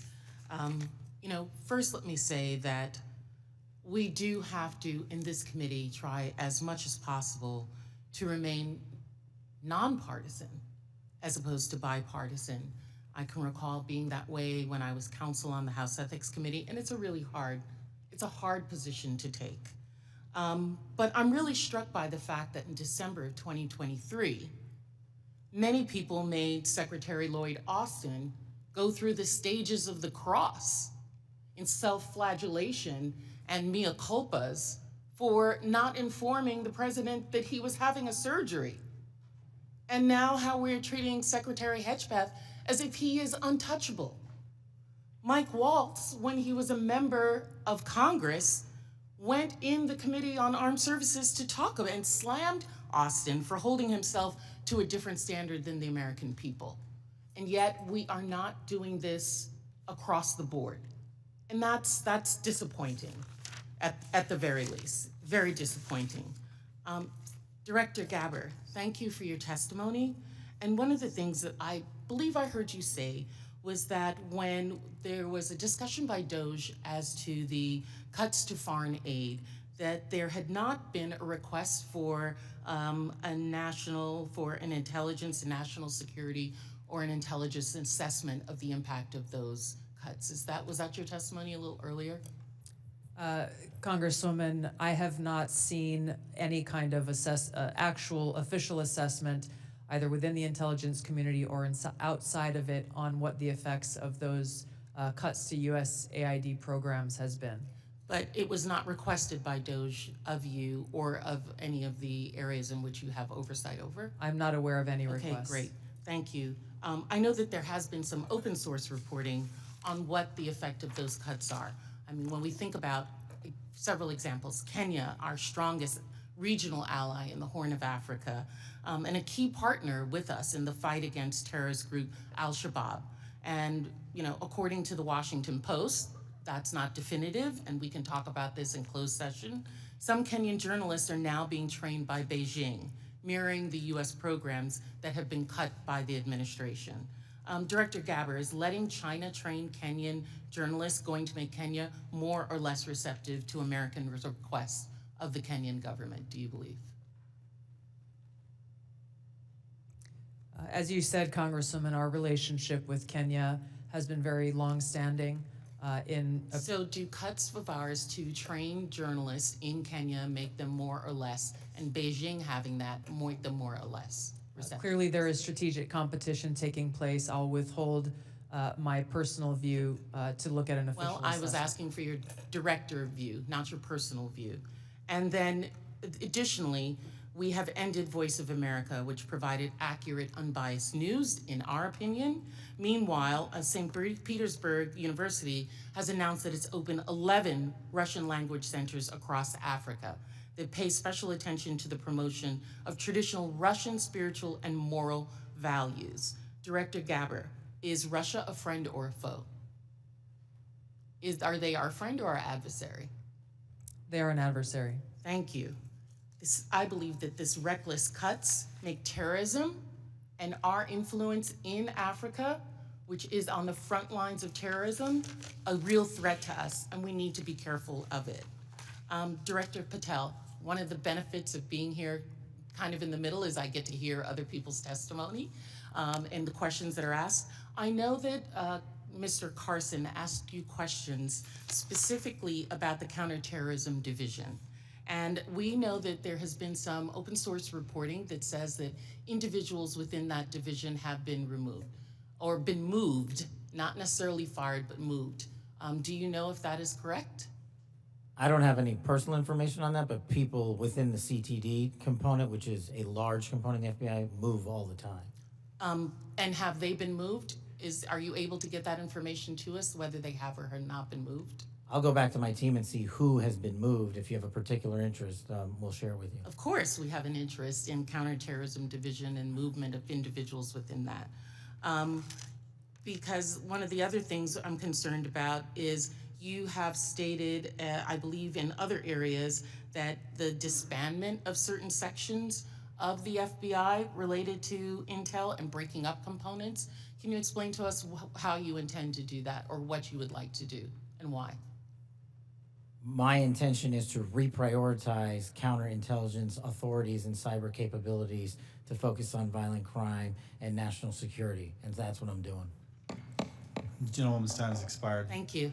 The gentlewoman from Missouri, Madam Ambassador, Ms. Wagner. I thank you, Mr. Chairman. I thank all of you for being here and for your continued service to our country. Director Ratcliffe, you have repeatedly stated that China is our top national security threat, and I agree. What was the biggest gap in intelligence collection toward China during the previous administration? Good to see you, Congresswoman. I think our collection against China as a hard target in the prior administration was lacking in several areas. I would say primarily in human collection and also with regard to the processing of open source information relating to China. I think part of that relates, Congresswoman, to the policies of the prior administration about treating China as a pacing competitor, I think was the word, as opposed to an adversary. So one of the things in my focus as CIA director, which carried over from my time as DNI, in seeing all of our intelligence, seeing that China is our greatest geopolitical threat, and focusing the CIA specifically more directly in all areas of our collection on China as a hard target. Well, and I'm grateful to hear you say the words open source. So as I hope that all of you may be aware, I am honored to be the chair of the new Open Source Intelligence Subcommittee for HPSI. It is the first time this committee has focused specifically on an intelligence discipline, I'll say. We established this subcommittee because private companies, researchers, and most importantly, foreign adversaries, as we speak, are taking full advantage of the explosion of commercially available information. HPSI has taken a stance that OSINT, open source intelligence, should mature as a primary discipline on its own accord. Director Ratcliffe, your agency kind of produces the lion's share, I'd say, of OSINT. Do you agree, sir, that open source intelligence should mature to be a primary discipline? Absolutely agree. So as you know well, Congresswoman, the CIA is the functional manager for OSINT, just as we are the functional manager for HUMANT across the IC. And OSINT, open source intelligence, reaches, frankly, policymakers as the most cited material in the President's daily brief as part of a long list of tailored production that we do. By a large percentage. But also, as you know, and as you've pointed out, Congressman, until recently, one of the greatest weaknesses with regard to OSINT was that the collection was so large that it was daunting for use by mission partners across the IC. So the CIA's open source enterprise pioneered the use of AI to triage that collection as it comes in. And what that allows us to do is to summarize collection from over 225 languages into English and to put that in the hands of policymakers, again, showing that the CIA is focused on using technology to tackle some of the challenges to intelligence collection. There is so much innovation and technology in this, and the investments being made across the IC to purchase data, but it appears to be in silos, to be perfectly honest, and lacking maybe an integrated approach. I believe that that is because there frankly is no clear lead for OSINT in the IC. And as part of my oversight responsibilities, I plan to review the various ways in which the intelligence community buys commercially available information to determine if there is a more efficient, cost-effective approach, especially when it comes to the taxpayer's expense. Director Gabbard and then Director Ratcliffe, can you, in my brief time, quickly share your thoughts on which agency should be the primary organization to manage OSINT and why? Thank you, Congressman, and thank you for your leadership in this area. I look forward to following up with you in detail, but the Office of Director of National Intelligence is tackling exactly the problem that you've identified, that we have multiple elements across the intelligence community, essentially wasting taxpayer dollars by contracting separately to get after the same collection of OSINT and commercially available intelligence. So this is something we're actively working on and look forward to working with you. And you agree with Director Ratcliffe that this should be a key discipline? Yes, I do. Thank you. My time's expired, Mr. Chairman. I yield back. The gentleman yields. Mr. Gomez. Thank you, Mr. Chairman. So I want to make a few things clear before we move on to other questions regarding the Signal chat. Director Gabbard, yesterday before the Senate Intelligence Committee, specifically when answering Senator Kelly, you repeatedly said you did not recall any discussion in the Houthi PC small group discussing operational details, strike targets, the type of vehicles and military units involved, or the timing and order of strikes. Do you stand by your testimony from yesterday that you do not recall any of the discussions regarding this type of classified information? Yes or no? My response in the Senate yesterday, yes, I stand by that response. Obviously, the release of the screenshots that came from that chat group today were a refresher on what happened. As I said earlier, I was not involved with that portion of the chat, so it did not come to my recollection yesterday. Thank you. So I take that as you stand by your do not recall yesterday stance when you were asked those questions. You've been in office 43 days. Director Ratcliffe has been in office 62 days.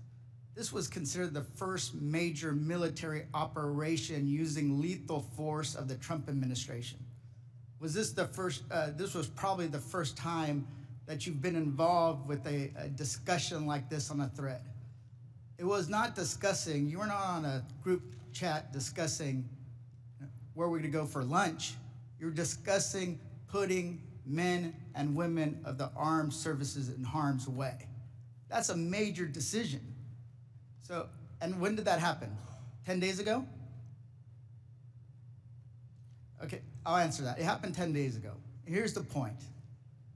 Like something of this magnitude, it's something that you would not forget. It's something that most people, if you're taking this job so seriously, that you would not forget. I mean, since I've been on this committee, there's been days that I have woken up in the middle of the night from the things I've learned in SCIF. So deciding to use military force is something hard to imagine. So the do not recall doesn't pass the smell test. It makes it, it's unbelievable that was the case. So that's what the American people don't understand. And I know a lot of folks in this administration were saying that they're gonna take on the establishment and drain the swamp, but you have become that swamp in a matter of days, not weeks or months, days. So one of the things we're gonna look into is what actually occurred, because the American people deserve a full accounting. Additionally, the main person who was involved in this thread that a lot of people want to talk to is Secretary of Defense Hegseth. And a lot of questions were brought up regarding his drinking habits in his confirmation hearing. To your knowledge, do you know whether Pete Hegseth had been drinking before he leaked classified information?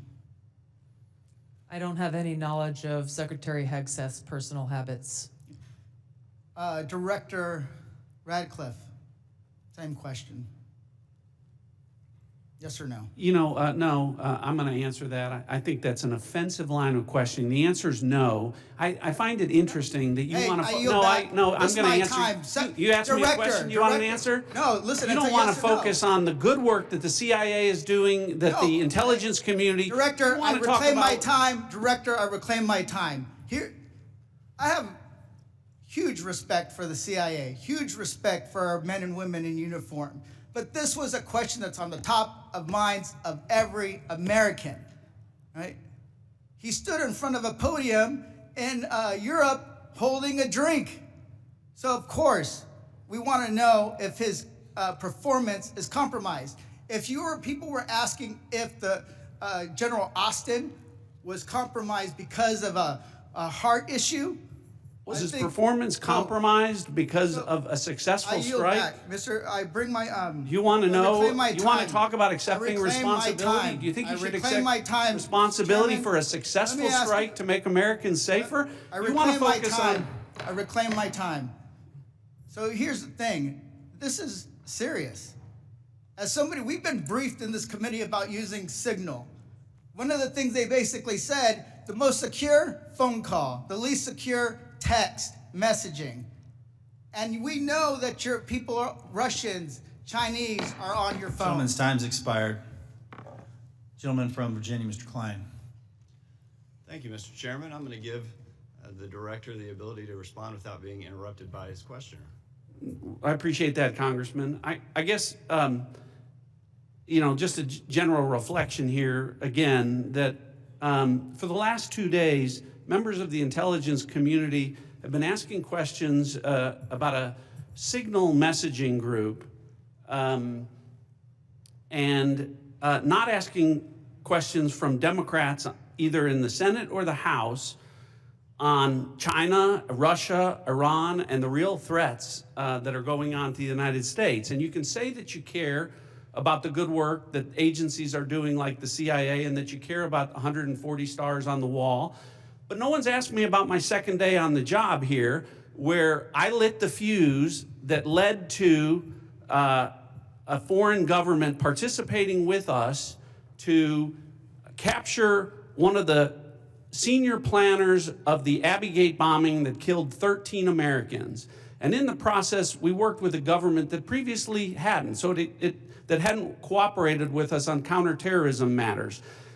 Or the fact no one has focused on that within an hour of that taking place, I was on the phone with Director Patel and a few hours later with Attorney General Bondi, working together, the IC and the FBI working together to bring this person home in less than a week.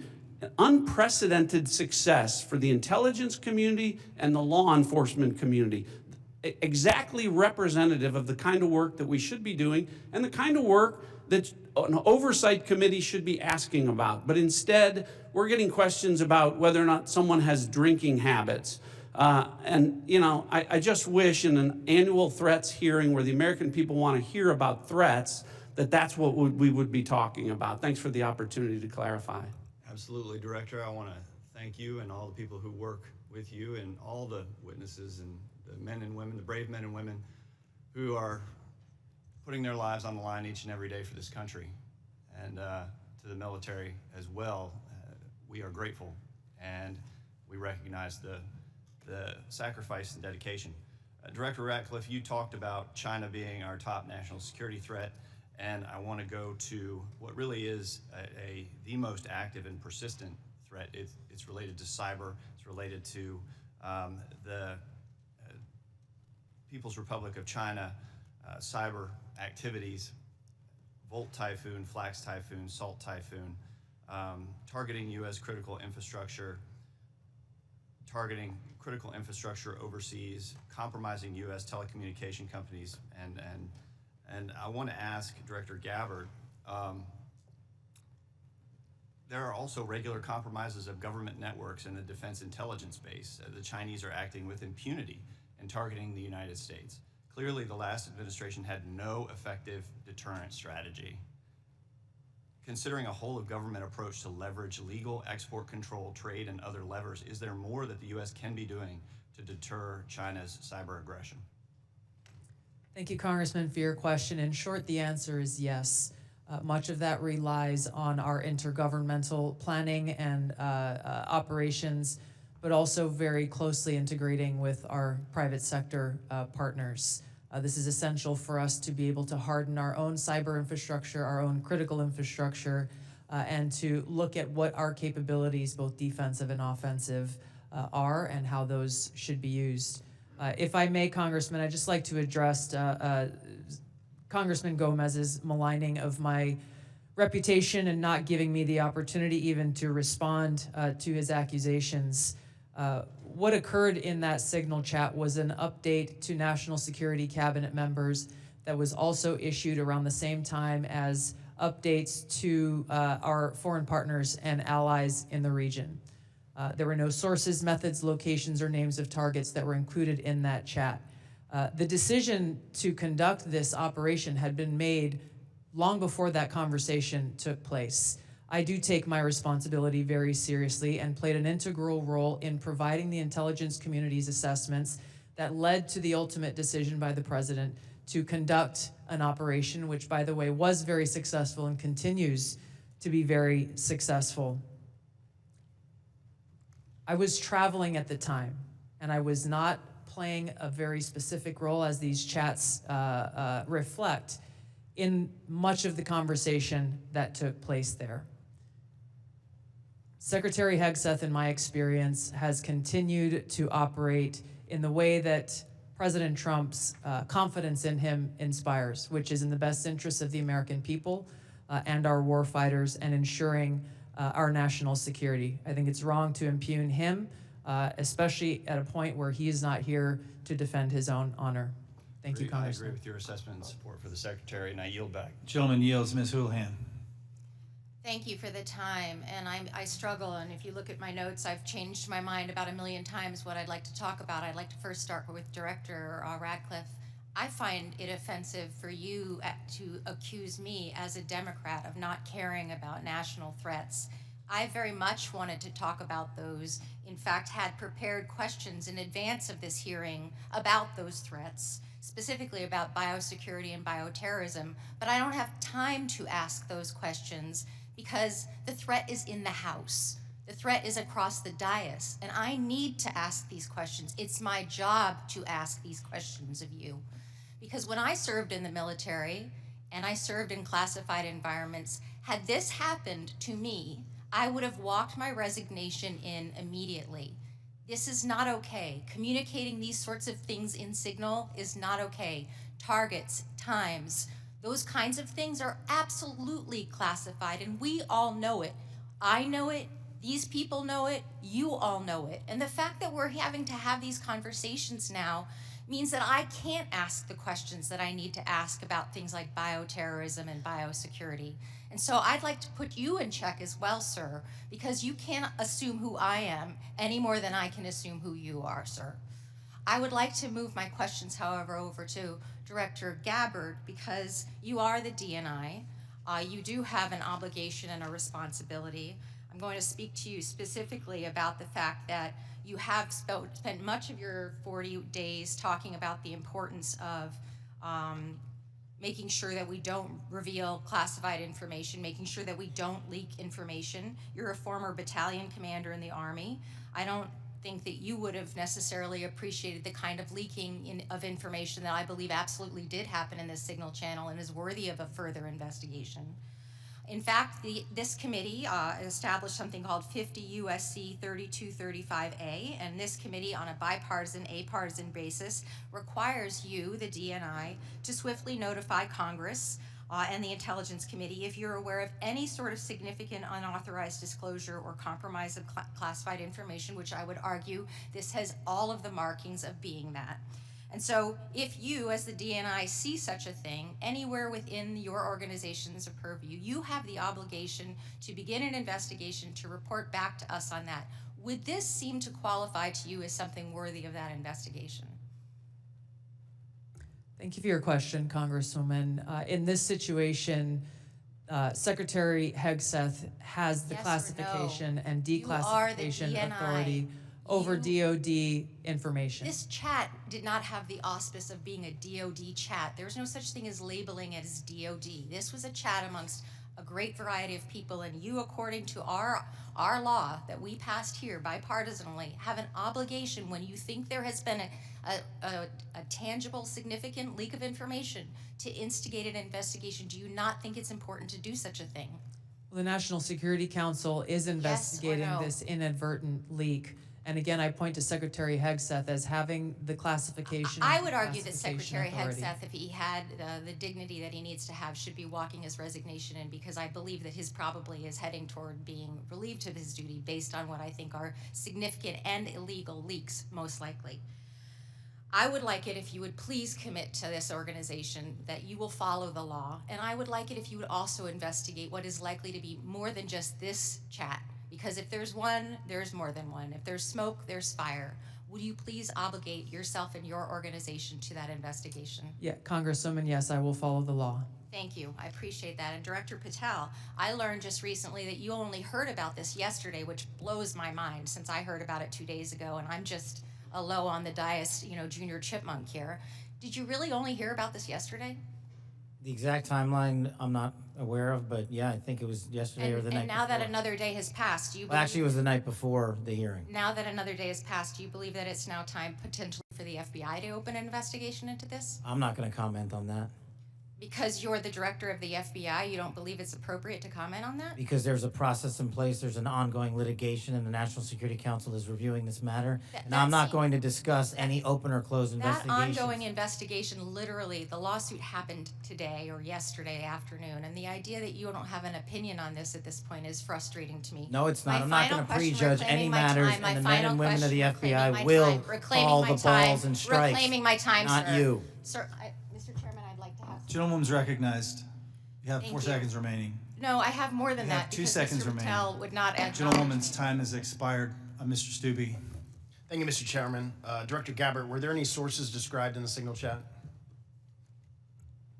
No, Congressman. Were there any methods described in the Signal chat? No. Were there any locations? No. Therefore, due to the fact that there were no sources, no methods, nor locations described in the Signal chat, it does not make the discussion classified. Is that correct? That is up to the Secretary of Defense determination. The Democrats are obviously making the assertions that what was in the Signal chat was classified and claiming that Secretary Hegseth put this war plan out to the world, which he clearly did not. Were there any names in the Signal chat? No. Any targets? No. Any locations? No. Was there a unit name or location of that unit? There was not. Were there any routes described in the Signal chat? No. Wouldn't an operational plan contain that type of information? Every operational plan I've ever seen has contained that information. Thank you. Shifting to the real threats to America, the southern border. Due to the previous administration's open border policies, they allowed over 10 million illegals into our country. And during that time, there was 1,511 terrorist-related encounters at land border ports of entry, according to CBP. As someone who fought in the war on terror, I find this deeply offensive that the previous administration would sacrifice the security and safety of the American people in the manner in which they allowed terrorists, criminals, and rapists into our country. In your testimony, you state, and I quote, based on the latest reporting available for a year-long period ending October 2024, cartels were largely responsible for the deaths of more than 54,000 U.S. citizens from synthetic opioids. A lot of those citizens are from my home state of Florida. Cartels, narco-terrorists, and other violent transnational criminal organizations have violated the territorial integrity and sovereignty of the United States and have also fueled human trafficking and the opioid epidemic that many of my fellow Floridians have witnessed for far too long. I applaud President Trump and his swift decision to designate the narco-terrorists and Mexican cartels as foreign terrorist organizations, and I want to thank each of you for making this a priority to fight against Mexican cartels, traffickers, narco-terrorists that have been responsible for killing hundreds of thousands of Americans. For every narco-terrorist and cartel member violating our sovereignty, poisoning the American people with fentanyl and other illicit opioids, know this, your days are numbered, and know that the full force of the U.S. government will soon address your atrocities once and for all. Director Patel, it's no secret that there is a growing presence of Mexican cartels operating fentanyl synthesis labs just over our border. Just last year, the CBP estimates that more than 21,000 pounds of fentanyl was seized at our borders. That is enough to kill more than twice the population of the world, of our country. What actions are you taking to strengthen the FBI's fight against illicit fentanyl within our borders? Thank you, Congressman. It's good to see you. We have made it a priority at the FBI because fentanyl and illegal narcotics kill an American citizen every 7 minutes. That is a national security crisis, not just at the southern border, but at the northern border. And the Mexican cartels, along with their illicit partners in the CCP and other adversarial countries that are doing harm, are not just taking the fight down south, but they're bringing it up north. So we need to be more vigilant as to what's coming in through our northern border as well. Known and suspected terrorists are flowing in through our northern border more than they are our southern border, I would say, because of the successes we've had in closing the southern border. But when it comes to specifically, to fentanyl, we are making, to date, since January 20th, 383 kilograms of seizures of illegal fentanyl, which is enough to kill 29 million Americans. And other than enhancing border security measures, what would be the most worthwhile action the United States could take to eliminate the cartels and stop the flow of illicit fentanyl? I got one answer for you.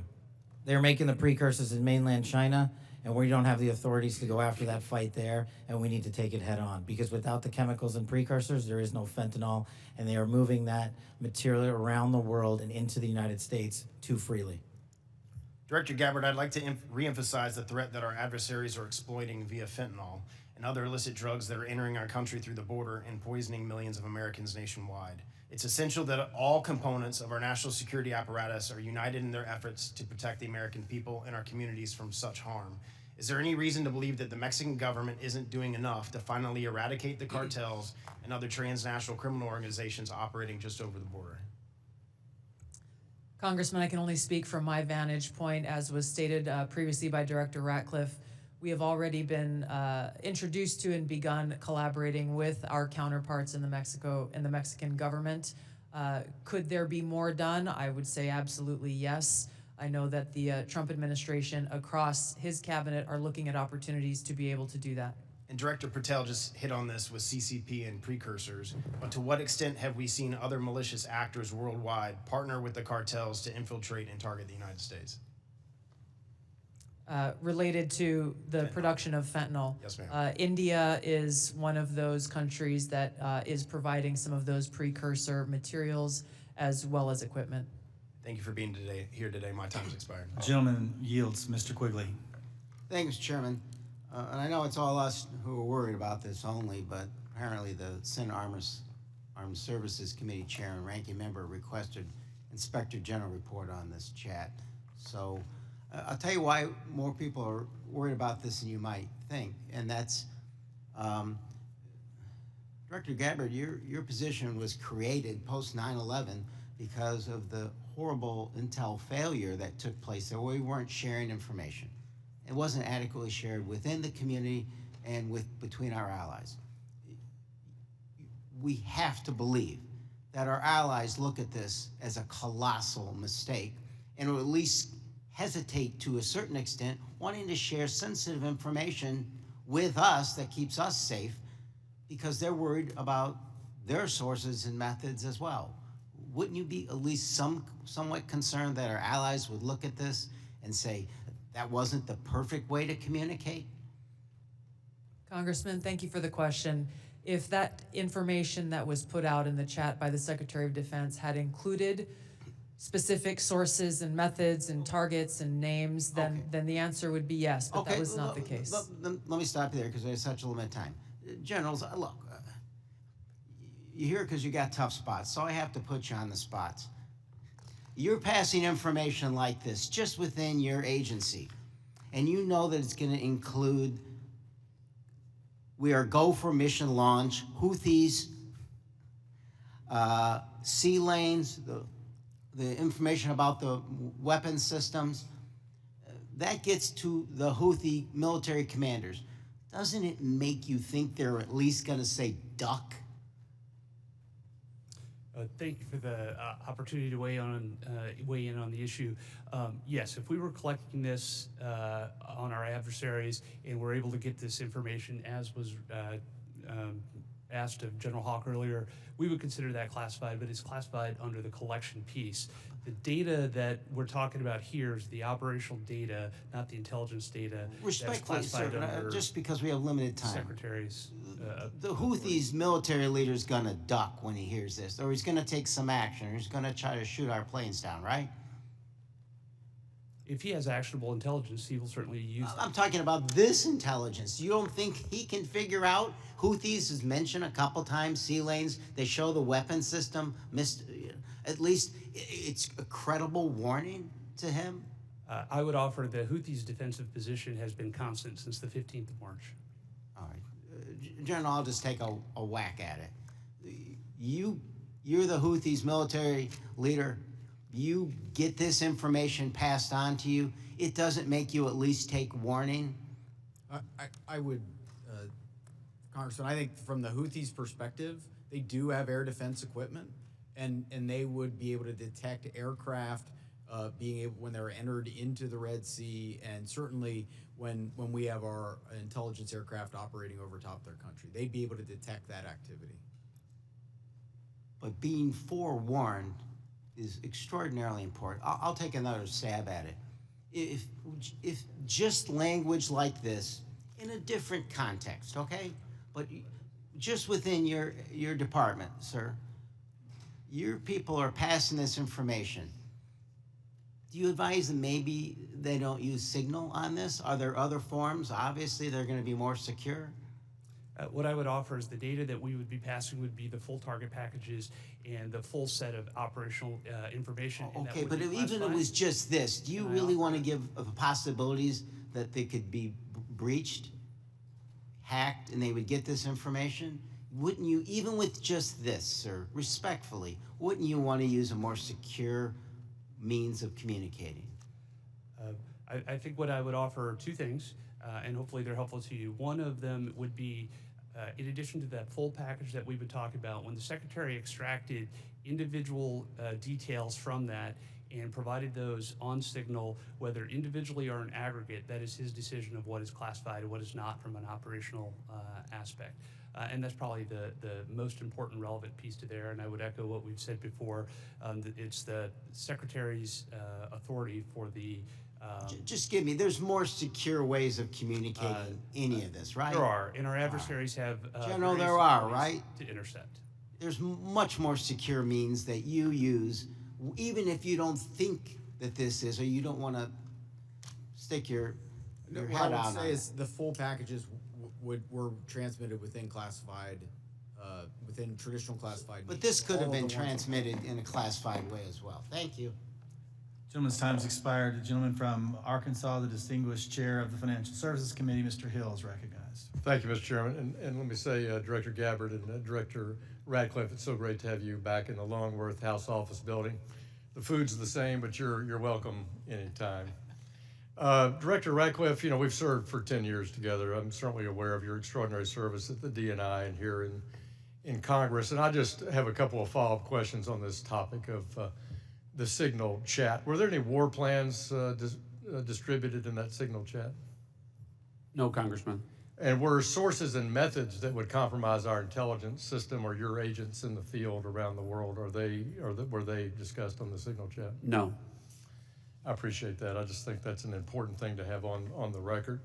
Director Patel, I co-chair the Americans Wrongfully Detained American Hostage Task Force here in the House, and I just in fact left Tigran Gambaryan, a former FBI official who I helped get out of prison in Nigeria last year. I just left him a few minutes ago. You've you know this issue very, very well, and President Trump's made such a commitment to bring Americans home. There's some 30 Americans still wrongfully detained or held hostage abroad. Is the FBI committing to work through its officials in our embassies around the world to bring those Americans home?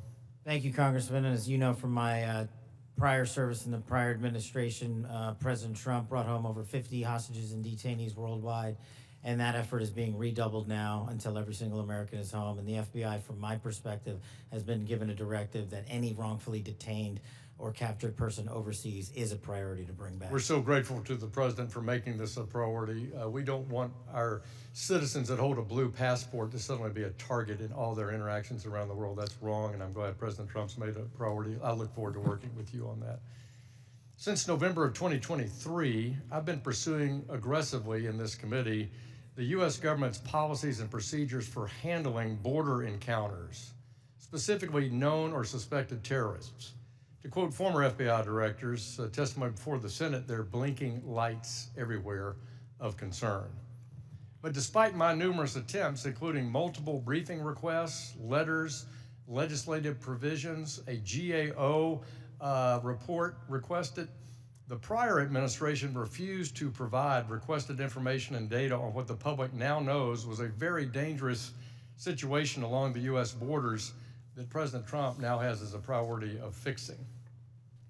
In January 2024, there were 176,000 encounters along the southern border, with 51,000 occurring at ports of entry and 124,000 between ports of entry. Comparing that to the work just in the first few weeks of the Trump administration, total encounters are down to 61,000 along the border, with 32 at ports of entry and 29,000 between ports of entry. For the record, that's a 60% reduction. Director Patel, since President Trump took office in January, as we've seen these plummeting border encounter numbers, has the country seen a drop in known or suspected terrorist encounters at the border? Thank you, Congressman. It's one of the issues I really wanted to address today. And I think the country deserves to know that known or suspected terrorists, KSTs, are coming in with much less frequency at the southern border. In fact, if my information is correct, 2 since January 20th. And they are coming in with much greater frequency in the northern border, and since January 20th, that number is 34. And those metrics carry out over the last year in terms of ratio. So what it tells me is that known or suspected terrorists, the individuals that want to do the most harm to this country, are utilizing the northern border, and we got to refocus assets up there. Yeah, which I think is good. And I'm glad the prior administration did declassify the ISIS arrests in Philadelphia and did declassify the a citizen that was coming across the northern border to do harm on Election Day. That's good, but we have much more to do. And Director Gabbard, I need your help working with your colleagues here. It's this idea of requesting coordination between Director Patel, Secretary Noem, and the committee with fused data on known or suspected terrorists. Whether it's TSA data, BPP data, FBI internal data, we want to have that coming to us. Where are these people? What's been done with them? What is the government's position on? Will you commit to work with us as OD and I to get this information from across the government IC? Absolutely, Congressman. And as you know, our National Counterterrorism Center was really created to fulfill exactly that task, so that we're not dealing with multiple vetting systems that are coming up with different results, that we have this central vetting database to be able to identify those known or suspected terrorists who may be trying to come into our country, or who may be one of the tens of millions who illegally crossed into our border, may have come into our country during the last 4 years. We look forward to working with you. Thank you for your answers, and I yield back. Gentleman yields. Ms. Tinney. Thank you, Mr. Chairman, and thank you so much to all of you. There's so many great questions that I have to ask, but I want to start with Director Patel, and I just want to first, before I get into a couple issues, thank you so much for your outstanding service and your recognition and focus on the northern border. My entire district is the northern border of New York with Canada. I just want to first jump into this issue for, Hamas attacked October 7th. The world watched in horror. Designated a foreign terrorist organization in 1997, killed over 1,200 civilians, and including American citizens, and many remain hostages. Only slightly less disturbing, we had a myriad of seemingly coordinated pro-Hamas demonstrations that have taken place all over the United States, in my state of New York, on college campuses, in Washington, D.C., universities. Director Patel, does the FBI have any open investigations into the organization, the leadership, and the funding of these pro-Hamas demonstrations with students such as, and groups such as Students for Justice in Palestine? Thank you, ma'am. And I'm limited by what the Attorney General has already publicized, but as you know, there are open investigations based on what's been made public. Okay, has the FBI uncovered any evidence of foreign support for these Hamas demonstrations, including, other than Iran, any of these groups I might mention, like Students for Justice in Palestine, anything that's open source that we can talk about? That's still ongoing. Thank you. Director Gabbard, thank you so much for your service. It was great to serve with you in Congress as well, and work so much on wonderful veterans issues. My son's also a Marine major, and so we appreciate the service of everybody here. Let's keep in mind, obviously we're in open session. Do you have anything or ongoing intelligence to suggest there's foreign support from governments, non-government groups, and individuals that have helped these pro-Hamas demonstrations all across America, including on university campuses. Congresswoman, there are some assessments that reflect that, and we can talk about that in the closed session. Great, thank you so much. And now I want to get back to Kash, Director. Great work on the northern border. I'm one of the co-founders of the Northern Border Security Caucus, and your information has been tremendous. Once I got the district that I represent now, this sprawling, long district, the entire northern border is Canada. And as you say, 358 suspects on the terror watch list. Almost 90% of the suspects on the terror watch list are coming across our northern border. I'd love to talk to you. What is the FBI doing specifically dealing with this northern border? And what access point are you? Who are you working with? Is there a way that we have got a way to handle this with the foreign terror threats? And I say this in light of my district specifically, where New York State, led by Democrats, by the way, is notorious for their unwillingness to work with law enforcement. Under Governor Cuomo, we cut off the ability. I know Congressman Quigley talked about working together after 9/11. The state hit hardest by 9/11, and Governor Cuomo put in a law that prohibited law enforcement from working together in 2019. What are we doing so we can work with New York, the government and others, to make sure that this doesn't happen across our New York northern border? Well, one, and this is out of my lane, but what we need to be doing is working with the Canadian government because they sit on top of our northern border. We do have the problem of tyranny of distance and sheer geography as compared to the southern border, but when we were told that the Mexican government would not work with us, we overcame that hurdle, and we've seen the immediate results, as I highlighted to your colleague, about northern border contacts with KSTs versus the southern border. The other thing we can be doing is working across every northern border state who has a geographic border with Canada and their local and state affiliates, which we are doing at the FBI. But it is such a vast enterprise that we would need a huge increase in resources to cover down on that the way we do in Mexico. In addition, thank you for that. In addition with working with the Canadians, are you also working with the New York State government? Because we do have a number of interesting assets, a sprawling Akwesasne Mohawk Reservation that kind of goes across the northern border with New York and Canada. Are those types of things ways that you can work with the New York government and also in coordination with the Canadian Royal Police? Absolutely, ma'am, and you highlight a great point. A lot of the northern border touches upon tribal lands, and we need to work with tribal leaders throughout the country as effectively as we do with state and local governments, and at the FBI, we're doing just that. Thank you so much, and I really appreciate all of your service, and I yield my time back. Gentlewoman yields. Gentleman from Texas, Mr. Fallon's recognized.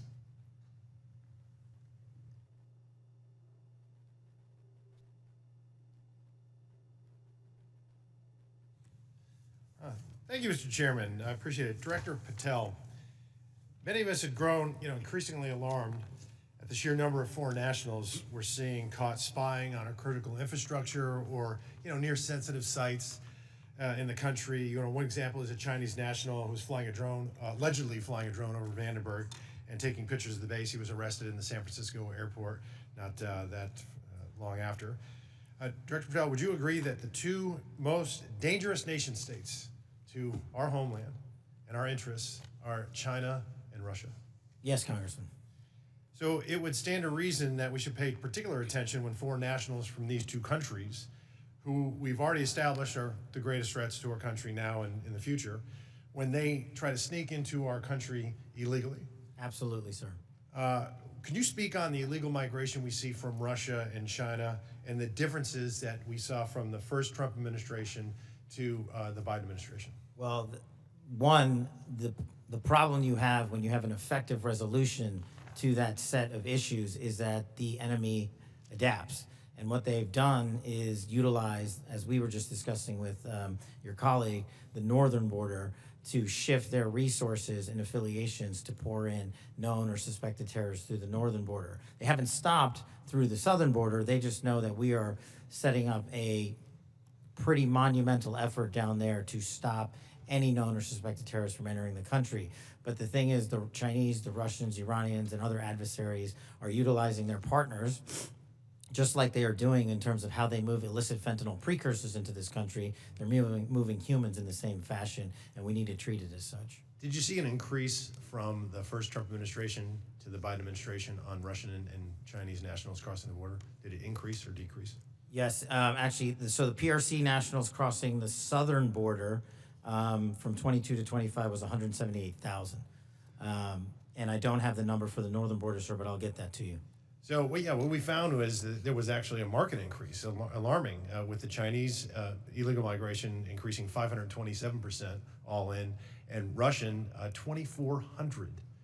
And if just 1/10 of 1%, some tiny fraction, 1/10 of 1% are actually asset sleeper agents loyal to Moscow or Beijing, they could wreak havoc and mayhem in a free and open society. It's very dangerous. And then those are the ones we know about.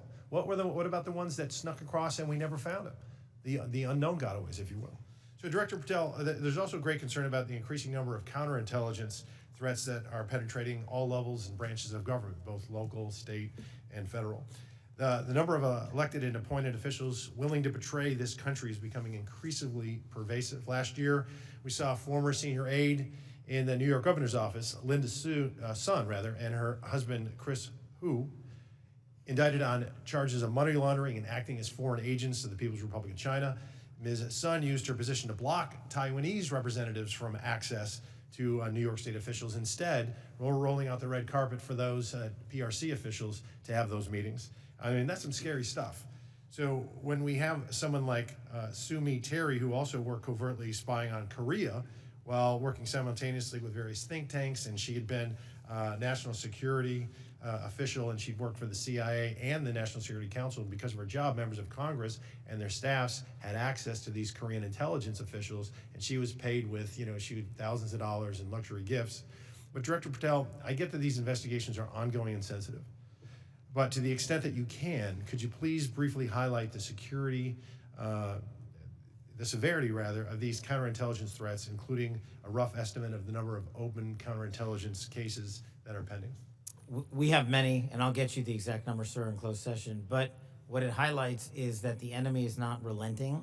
They're actually doubling down and tripling down on their efforts, and there's no sector in government that they won't go to and try to infiltrate and penetrate access and turn people in this country against our own nation. So that is a national security threat of our time, as is the terrorism threat and as is the fentanyl threat. It needs to be treated as such equally, and at the FBI we're doing that. Thank you. And Director Patel, will you commit to providing this committee with classified briefing on the severity, the FBI processes and procedures, including defensive briefings related to counterintelligence threats involving elected and or appointed officials? For defensive briefings, Congressman, I commit to you that the FBI will give you everything we have in our holdings. I can't comment on other people's. Thank you. And Mr. Chairman, I want to thank all the witnesses for being here, particularly Mr. John Ratcliffe, Congressional District 4 as well. I yield back. Gentleman yields. I just got notice that the baseball shooting report discussed by Vice Chairman Kelly earlier today has been delivered to our SCIF, and I appreciate, Director Patel, your responsiveness to that issue. Thank you so much for your commitment and the appropriate transparency demonstrated in that. We appreciate that very much. Since each member has had an opportunity to question our witnesses, I will now close this portion of the hearing, and we'll reconvene in closed session at 2 p.m. in the HIPSI spaces. I ask the public and staff to please remain seated until our witnesses depart. Thank you.